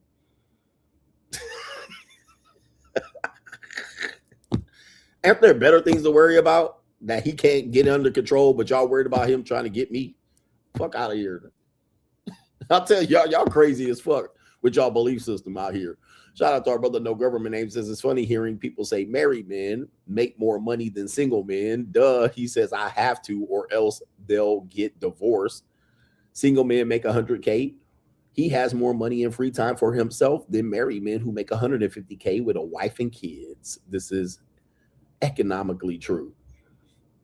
Economically true. Shout out to you. Yep, Jesus watching these men jerk off, and you talking about what he gonna do for me. Bruh, every time these niggas jerking off the prawn hub, and you talking about what Jesus, he's looking down on you, he's gonna bring death. All these niggas jerking off at this moment. But I'm supposed to be worried about what he gonna do for me for messing with this 22-year-old woman.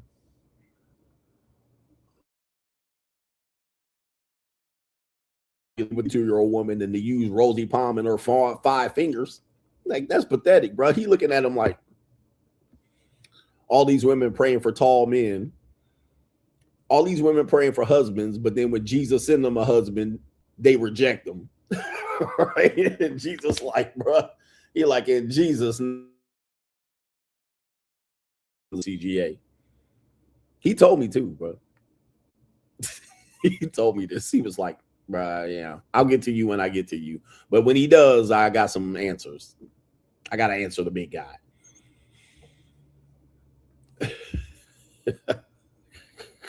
I'm not making fun of Jesus. I actually like the idea that you believe in him and that you constantly throwing his name in my goddamn face. Oh, well, I shouldn't have said that. All right, anyway. We got a couple more super chats. I'm just waiting for the screen to load up because this internet is really freaky. We got Hustle Every Day says, TG thought you would fold if they threw Bible quotes. And the whole thing is they act like you ain't never heard church before. Like they act like you, like I made it to 50 years and they were like, 1 Thessalonians 5 and 12 and for 14. Like I was going to be like, oh, really? There's a scripture that coincides with your thoughts of me. Like I'm going to be like, well, did I learn something today? Perhaps I'll go to the bookstore and Barnes and Nobles and I'll go ahead and get me an ecclesiastical Bible and I'll start reading the scriptures. Like I was going to be like, oh, you mean there's a Bible verse related to this? Let me go to those thin ass pages. It's in red. Oh no, I'm really doomed. All right, here we go. Not in red. Oh my Lord, these man, oh my God, he's got a scripture. Let me back away from this guy. He's really serious, right? This is really seriously a problem. Shout out to Hustle Every Day. That's true. He says right here, they throw some Bible scriptures, thought I would fold. Oh, I better go away here now. They're quoting scripture. All right, let me actually, you know what? Never in the history of time. And you guys can vouch for this. Have you ever, and I'm going to say this, have you ever had a person give you a scripture and you actually went to the book and looked it up? Now, I'm not talking about if you were in Bible study. I'm not talking about if you were doing some, but have you ever, somebody was like, there's a scripture that said 1 Thessalonians 4 and 8. Have you ever went home and was like, let me see if that shit was true?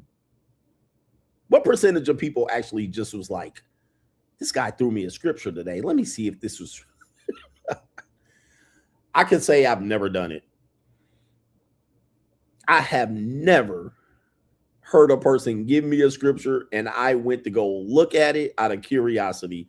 I have on a live stream, but that's different. That was working. Right. All right. But I've never been like, oh man, he hit me with the okie doke. I feel strange right now. All right. All right. Let me see here. Let me go to the book. And I went home and was like, all right, anyway. All right, anyway. I've never done it. So it's never like you're going to do it and I'm going to be like, wow, it really said that? Let me look it up. All right. Let me copy it. Let me get my highlighter out. Hardin says, how was the fishing trip with We Too Young? Is that what you're talking about? All right. Way Too Young. That's what it was. How was the fishing trip with Way Too Young? I can't even show you the pictures, bro. All right. I can't even show you the pictures for a variety of reasons. But oh boy, that would give people too much ammunition for old CGA. But when you're in the land of the Philippines, you're in the land of mouses, which means in effect, there's a lot of women here that are 4'7", 4'8". It's very common to see 4'7", 8, 4'8", 4'9", 5 feet tall. I mean, most women at best, if they're a legitimately biological woman, are no taller than 5'3". All right. Very rarely is a woman taller than 5'3". Then if they are 5'6", 5'7", you better go check the pants. Check the pants. So the girl I was with was 4'7". All right. So I cannot show you the picture of us together. Y'all niggas gonna be like, what? But like I said, that's a common height, 4'7", 4'8", 4'9" in the Philippines. You got a lot of short sea Mexicans out here. All right. They small people, man. You go to the airport, I feel tall out here. I'm tall and muscular. Everybody always comments on my physique out here. I'm like Godzilla out here. I am like Godzilla. I'm like the black man walking around like, who the fuck is this nigga, man? Even my Uber driver, they call it Grab here, but it's not Uber. He was complaining about my bag was too heavy. And he said in Tagalog, which I don't understand, but the woman that I was with speaks Tagalog. He was like, he got that heavy ass bag because he's all swollen and stocky, right? But he said it in Tagalog, but she reported it back to me.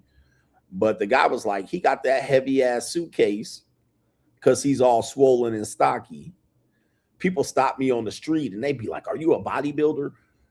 So you don't have to be that built to stand out here.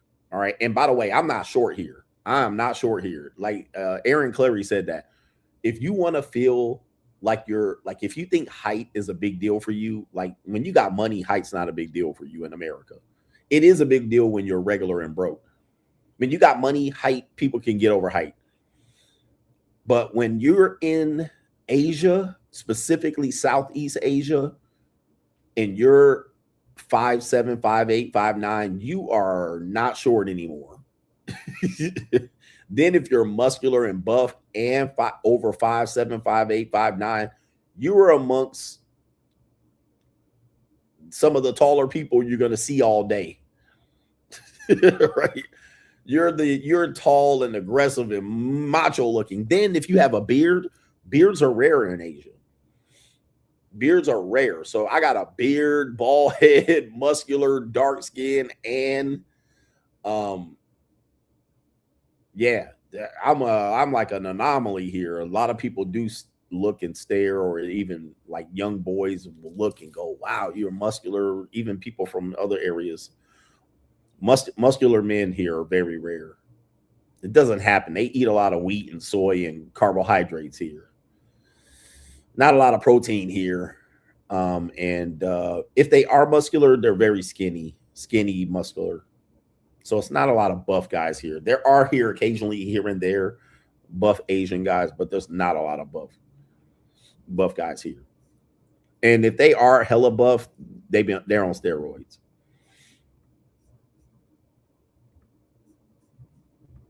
Shout out to them though.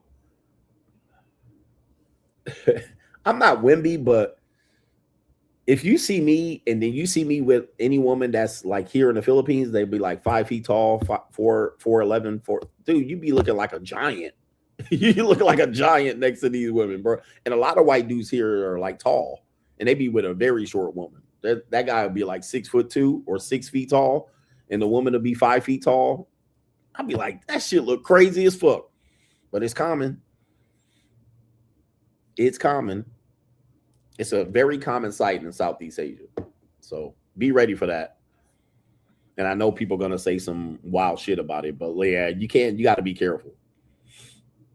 Somebody said I look like James Harden when I was here. I was like, by the way, basketball is very common, very popular sport in the Philippines. The NBA. So this dude, he was running a boat. He was actually the guy who was the captain of our boat.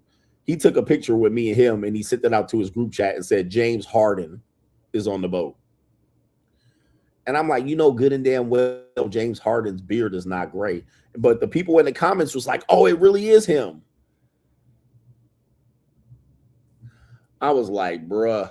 Will you stop? I was like, but basketball is a big NBA, in the National Basketball Association is big here. Like you see dynasty here. Basketball is a big deal. I was like, how I look like James Harden. James Harden literally got like a black beard, but they literally was in the chat like, oh wow, it's him. Oh man, it's so funny as fuck, man. But I love the Philippines. The Filipino people are great. Rusted Junk says these ecclesiastical preachers are still beating up on men, saying that they are the problem, prawn addicts, but turn a blind eye to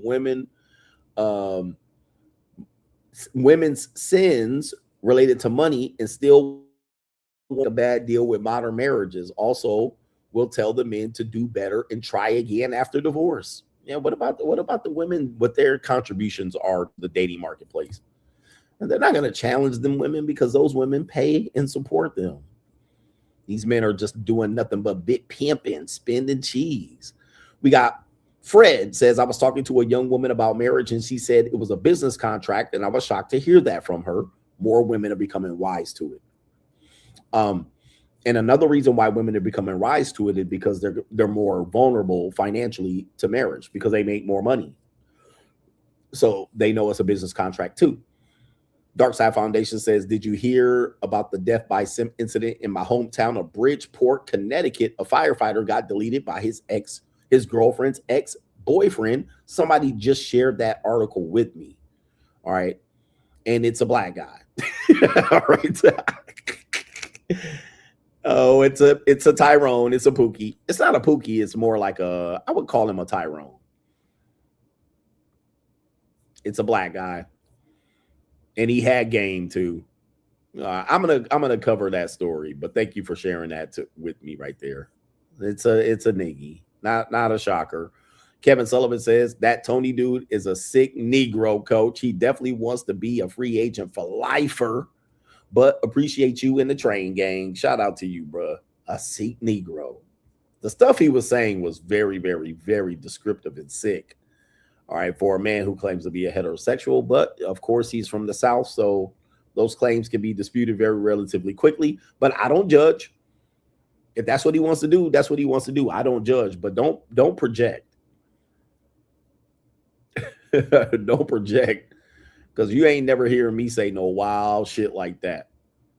And I think I have everybody completed. All right, it's been a fun stream. It is midnight here, 12:42 in the AM.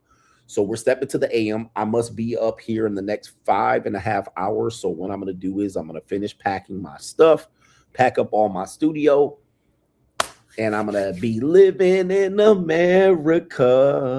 All right, shout out to you brothers here. Let me make sure we got everybody else closing up the shop. No stream tomorrow. Oh, we do have a couple of more. So we got some more show. But no stream tomorrow, obviously. Shout out to No Government Name. These Mitches and crazy Christians are mad at CGA winning while they're Sky Daddy watching them jerk off ecclesiastically like fans. Hashtag the shield. Beating a meat like it owe them something. Like they stole something. All right. Trinidad Sheldon from DC. He says the Christ is more disappointed in the men in church that are hooked on prawn every night because their wife is rationing poom poom. Christ is really disappointed that you won't go to his own book and take additional wives to rectify this problem. You've always been a guy that has always said that polygyny is biblical. Monogamy is, I mean, I get it. Listen, you've always stood 10 toes down on preaching that. I always remember that about you because you've been saying, look, yeah, multiple wives are in the Bible. Now, I'm not the Bible study person here. I don't really care either way. If I want to take multiple wives, I will. America, but I basically, the way I interact, I have multiple wives. All right. When you're fornicating or in the spirit of sex with women, you're married to them. All right. There's no legal marriage does not constitute a marriage. It's just a business license. Okay. But when you're having sex with a woman, you're married with her. So you're sharing souls, and it's a very, very complicated thing that you must manage. And I do a decent job of managing it in my lifestyle. And I try to give you the tools to manage it, but it's not easy to manage when you're swapping bodily fluids and both people are aware that you're both engaging in sharing of partners and ethically non-monogamous relationships, or one person's monogamous and the other one's fine with the other one being multiple partner. It's a very hard thing to manage, just as multiple wives are hard to manage as well. But yeah, you've been standing 10 toes down on that. And I somewhat readily agree that polygyny is a viable option, even for Christians. I mean, monogamy to me just don't make sense. Even when I was married, it didn't make sense. I tried, but I'm not the monogamous type. And therefore, I feel that it's necessary to be honest with women to the point where, look, I'm not even going to play with you. Like the whole thing about me running game and manipulating women and lying to them, I don't get it. Like, you don't have to do all that. You know, you go get a haircut, nigga. Right? You know what I mean? Go get some swag. I don't go do woman out of pussy is just not it. I don't get that. Like, I don't get off on that. I don't get off of taking another man's girl. I don't get off of fucking a married woman when she down bad. I don't get off on that shit. Like, I have rules and principles and guidelines that people think I'm a heathen and I just fuck anything. I don't. I tell women, man, no, they ain't no relationship. You know, we can be friends, cool. We can have a situationship. We can be around. We can meet up every week, every month, every other month. We could just do that. It is what it is. And then you can take it or leave it. You can participate in it for as long as you want. And then when you want to step out of it, step out of it. But what I don't want them to do is get into it, weaponize getting into it, meaning that, okay, I got into it, I agreed to it, but now I want a relationship. Nah, baby. Nah. You see this lane right here? This is what you're going to get. The minute you step out of that lane, you're going to get motherfucking dismissed. That's what you're going to get. And it's off to the next one. So then I started moving women up the roster. Right? I started be like, okay, a number 2 spot is open. All right, nope. Now you're down to number 5. All right, now you out the rotation. All right, you back in. All right, or you never coming back. So I don't want to lie a woman. I don't want to cheat a woman out of her sex. I don't want to mislead her. I don't want to lie. I don't want to game her. I want her to be fair. Okay. He said, are we talking about hoes or marriage? I want marriage to be fair. I want divorce to be fair. I want mating to be fair. I want dating to be fair. I don't like when men try to make all these women don't need nothing, don't deserve nothing. She ain't getting shit from me. I don't like that. I don't like women trying to trick or finesse dudes out of money or dinner to get something out of the guy. Or I don't like when women baby trap men. I don't like when men make women out of wedlock and then keep her with the baby. I want everything to be fair. That's all. Be upfront. Be fair. If a woman wants marriage and you just want to hook up, you guys need to not fuck with each other. You do not need to mess with a woman who is relationship minded and marriage minded and then trick her out of her pussy. Like, I don't believe in that. I don't believe in that. If a woman wants to wait 6 months to have sex, you shouldn't even talk to her no more if you want to have sex with her. You should just be like, all right, move on with your life. Have a nice fucking life. If a woman wants to have sex with you and you want to wait till marriage, you shouldn't even talk to her. Should be just. And that way we would have a healthy relationship. I want dating to be healthy. I want marriage to be healthy. If you're a woman that wants to marry but don't want to have sex with your husband and ration out poom, you don't deserve. You need to lay on your back when that man needs relief, whether you're in the mood or not. That's my opinion. You don't have to believe in that shit. And if you don't believe in it, I think you're not marriage material. If you're a man and you're in your marriage and you're jerking off the prawn and cheating on your wife, you don't need to be married. Plain and simple. Don't get married. If you going to fuck around and go out and get side pussy and jerk off to your wife, jerk off to prawn, and your wife's in the bedroom. Now, not saying I didn't do that when I was married, but like I said, I knew I should never get married again, knowing my behaviors and patterns and what I wanted out of my fucking life. I'm not marriage material. I don't hide it. I am not marriage material. I don't hide that at all. I'm the guy no woman wants to marry. Ladies, you do not want to be married to me. I'm going to cheat on you. I'm not going to fuck your friends, but I'm going to have some side pussy out here. So if you want to force me down the aisle, I'm going to cheat on you. There's about 100% chance I'm going to cheat on you. I'm going to trick. I'm going to buy.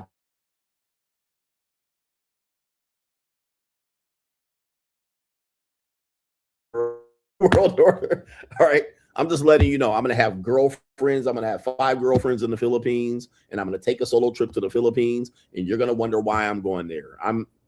I got a baby in the Philippines. Probably I'll have a kid in the Philippines. I'm just letting you know.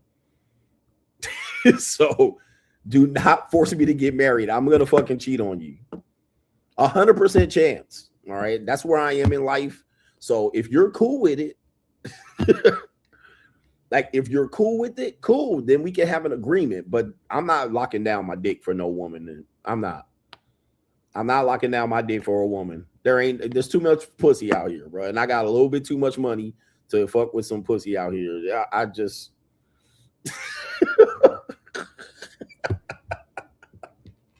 all right, I'm just letting you know, man. 100% chance I'm gonna cheat on you. So if you have me an open relationship. Now here's the thing: you're gonna be like, well, she's gonna be like, well, what if you have other girls and as a wife she has other guys? Bitch, you single. You are not married. I'm not married to a woman getting dick down and nutted in and gargling semen and sperm and coming back to me kissing me. Hi, honey. Not I. So just stay single. We don't need to be married at all. All right. So let's just stay single. We can ecclesiastically have a relationship, living in separate houses and all of that shit. But we are both single at that point. I know you're going to say that's a double standard, but shit, I'm just letting you know I'm not with the bullshit. I'm just going to cheat on you, but you can't be out here getting dick down and then come back home and I got to go soothe you and massage your feet afterwards. I don't see any point of that. Just like you don't see any point of me having girlfriends in the Philippines while I'm married to you. So it's even. Let's just play it fair.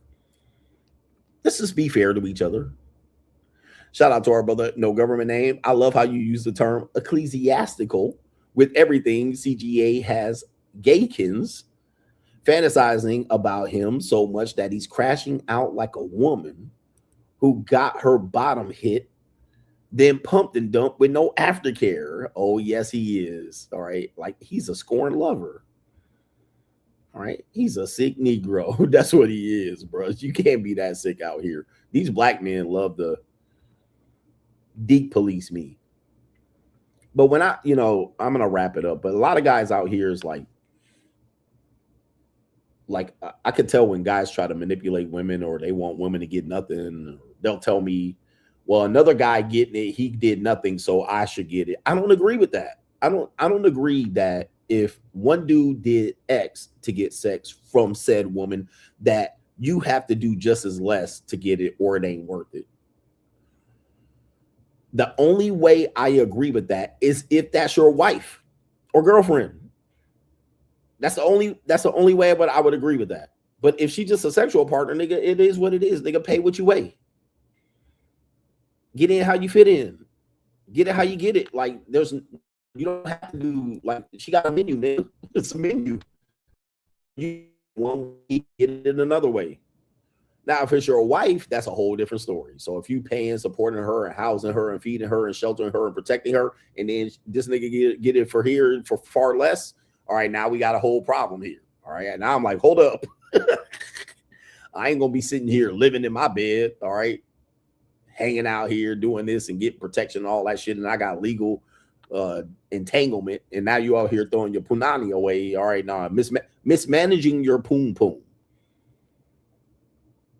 But if a girl does that to me and be like, okay, well, this guy got it this way, I got it this way, and I'm satisfied with it, fine. But sometimes I'll be like, I'm not satisfied with it, and I just get rid of her. All right, like I'll be like, I'm just get rid of her. All right, guys, look, never have scarcity with women. There's so many women out here, man. Just travel the world. There's even available ugly women out here. There's ugly women for y'all. There's so many women out here, man. It's ridiculous. So if you're scared that you're going to miss out with women, bro, it ain't ever going to be that. And if you're out of shape and ugly or whatever it is, pimply, pussy face, recessed chin, there's no deficiency that you cannot overcome when it comes to women. Just too many of them. But I will say this, most of the women that you're going to get have been already gotten by another guy or a series of other guys. None of you are getting new, raw, untouched poon. Okay, none of y'all. So whatever that dream is needs to die. Y'all getting poon that's been shopped over, picked up, put down, dropped, treated well, damaged, undamaged, unwrapped, pre-wrapped, repackaged. Most of y'all getting like in the cafeteria. Y'all miss the days of cafeteria. So this is what happens. I know I'm just fucking around. I got to get to sleep. Okay. In the lunch menu, this is how the lunch used to go. On Mondays, y'all would have chicken patties. On Tuesday, y'all would have some, kind of like some T-bone or something, like some hot dog or corn dogs or some shit like that. Then on Wednesday, y'all would have, some ham or something, Thursday, y'all would have something. Then Friday, y'all would have a stew or a hamburger pie or some shit like that. Y'all would have like a quiche or some shit like that. Now, what y'all don't, the New World Order tried to get me. Yeah, fish stick. What y'all don't realize is that by the last 2 days of the week, y'all just getting a concoction of all the shit that y'all had on Monday, Tuesday, and Wednesday. They just threw it all in together and created some shit. This is how old lunch used to be in school. Shepherd's pie. You know what I mean? What was shepherd's pie? All the shit that was diced up and left over from Monday, Tuesday, and Wednesday. Sloppy Joes, y'all having pizza with the extra chicken on it and shit. Yo, all that is the leftovers. Pot pie. Yeah. That's the leftover of all the shit that y'all. This is how you budget. Now, most of y'all didn't realize that that's what y'all was eating. That's what y'all eating. The leftover shit. They just threw all the vegetables and put some fucking cream of mushroom with the chicken diced up, and they put a fucking crust around it. Yeah. All right, gumbo is that. Gumbo is an example of that, right? So that's what y'all been eating on for most of y'all lives. The reason why I bring that up is that's the women. All the women y'all fucking is that's what y'all getting. Y'all getting gumbo, goulash, shepherd pies of women. All right, that's all y'all getting. All right, especially after 26 and 27, all y'all getting is leftover gumbo and shepherd's pie. Right, by the time you get them and touch on them, it's Thursday and Friday, nigga. It's the Thursday and Friday lunch schedule of women. Grilled cheese sandwich, nigga. That's all y'all getting. All right, let's take these old buns from Tuesday's lunch and this government cheese, slap that shit together. That's all you getting, bro. You ain't getting no new Monday, Tuesday menu ass women. All right, you better be young. But Tony Gaskins was fucking your girl with women by 21, so even he was running through them. Okay, but most of y'all ain't getting no untouched, fresh poom poom. All right, getting leftover pasta vazul. Shout out to Junior says, did you see the clip of Big Back Leslie Jones saying marriage for women is like modern day slavery. Okay, I did see her. People are calling her Lester Jones. But what the hell is she talking about? And who's going to marry her? All right, she's been talking the noise for a minute. All right, but who's going to actually marry that woman? All right, but people will say the same about CGA. All right, saying that too. All right, people can't imagine women like me. All right, women don't even like guys like CGA. Anyway, shout out to y'all, man. Good luck out here. Somebody said 18 to 20. Oh, man. Especially if you're dealing with attractive women. Now, if you're dealing with a goofy, nerdy chick, even they're suspect. You guys don't realize how easy it is for women to get their cheeks clapped. Goofy, nerd. You guys don't realize, man. It's too easy for them. By the way, it's the easiest thing a woman can do in her life. Is lay on her back and get her cheeks clapped. That's the best. That's the easy. That's why they have prostitution. It's the oldest profession.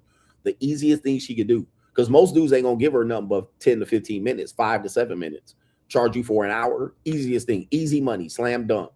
She just get off the bus, walk to the hotel, go to the hotel, take a shower. All right, get nutted in, go clean up, go to the bidet, be home in 45 minutes. Right, to an hour, and nobody would be known she's gone. She could say she went to the bookstore, she went to the grocery store, she went back to her dorm. Easiest thing she ever could do. Nothing easier than that. All right, and she don't even have to work to pass it out. There's so many dudes begging for it and looking to get some from it and buying and trying to swindle her out of it. All she got to do is close her eyes, spin in the circle, and stay on her toes like Michael Jackson to go hee hee and find somebody and cheeks clap. Now she on the bus reading the book in the subway like this, looking all nerdy. You be like, look at this poor girl right here. I bet I'll break that girl in half. She just got violated. Right? You don't even know it. You be like, I bet you she don't even get none. I bet you she's desperate. She be getting tossed. She be getting tossed out here. Blue Bagger says Tony Gaskin made a video calling even every CGA a loser and gay. I guess that strategy works for men. All right, we just call you gay, and then we threaten you, and then you say, well, I'm not gay, and then you get married. Shout out to the Coach gang. We're going to see y'all Monday, maybe Saturday. Shout out to y'all. Peace.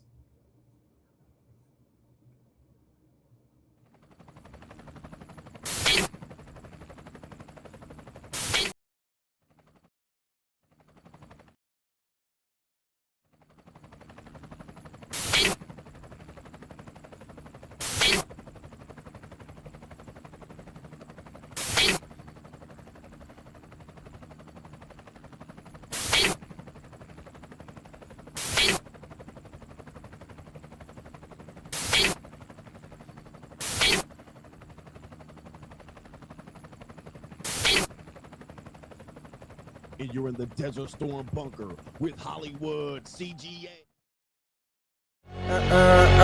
Yeah. Legends ain't born, they built from the grind. From benches to banners, we sharpen the mind. We sharpen the sword and promise and swore that we going hard and leaving it all on the floor. Hey, yeah, we going hard and leaving it all on the floor. Hey, yeah, we going hard and leaving it all on the floor. Legends ain't born, they built from the grind. From benches to banners, we sharpen the mind. We sharpen the sword and promise and swore that we going hard and leaving it all on the floor.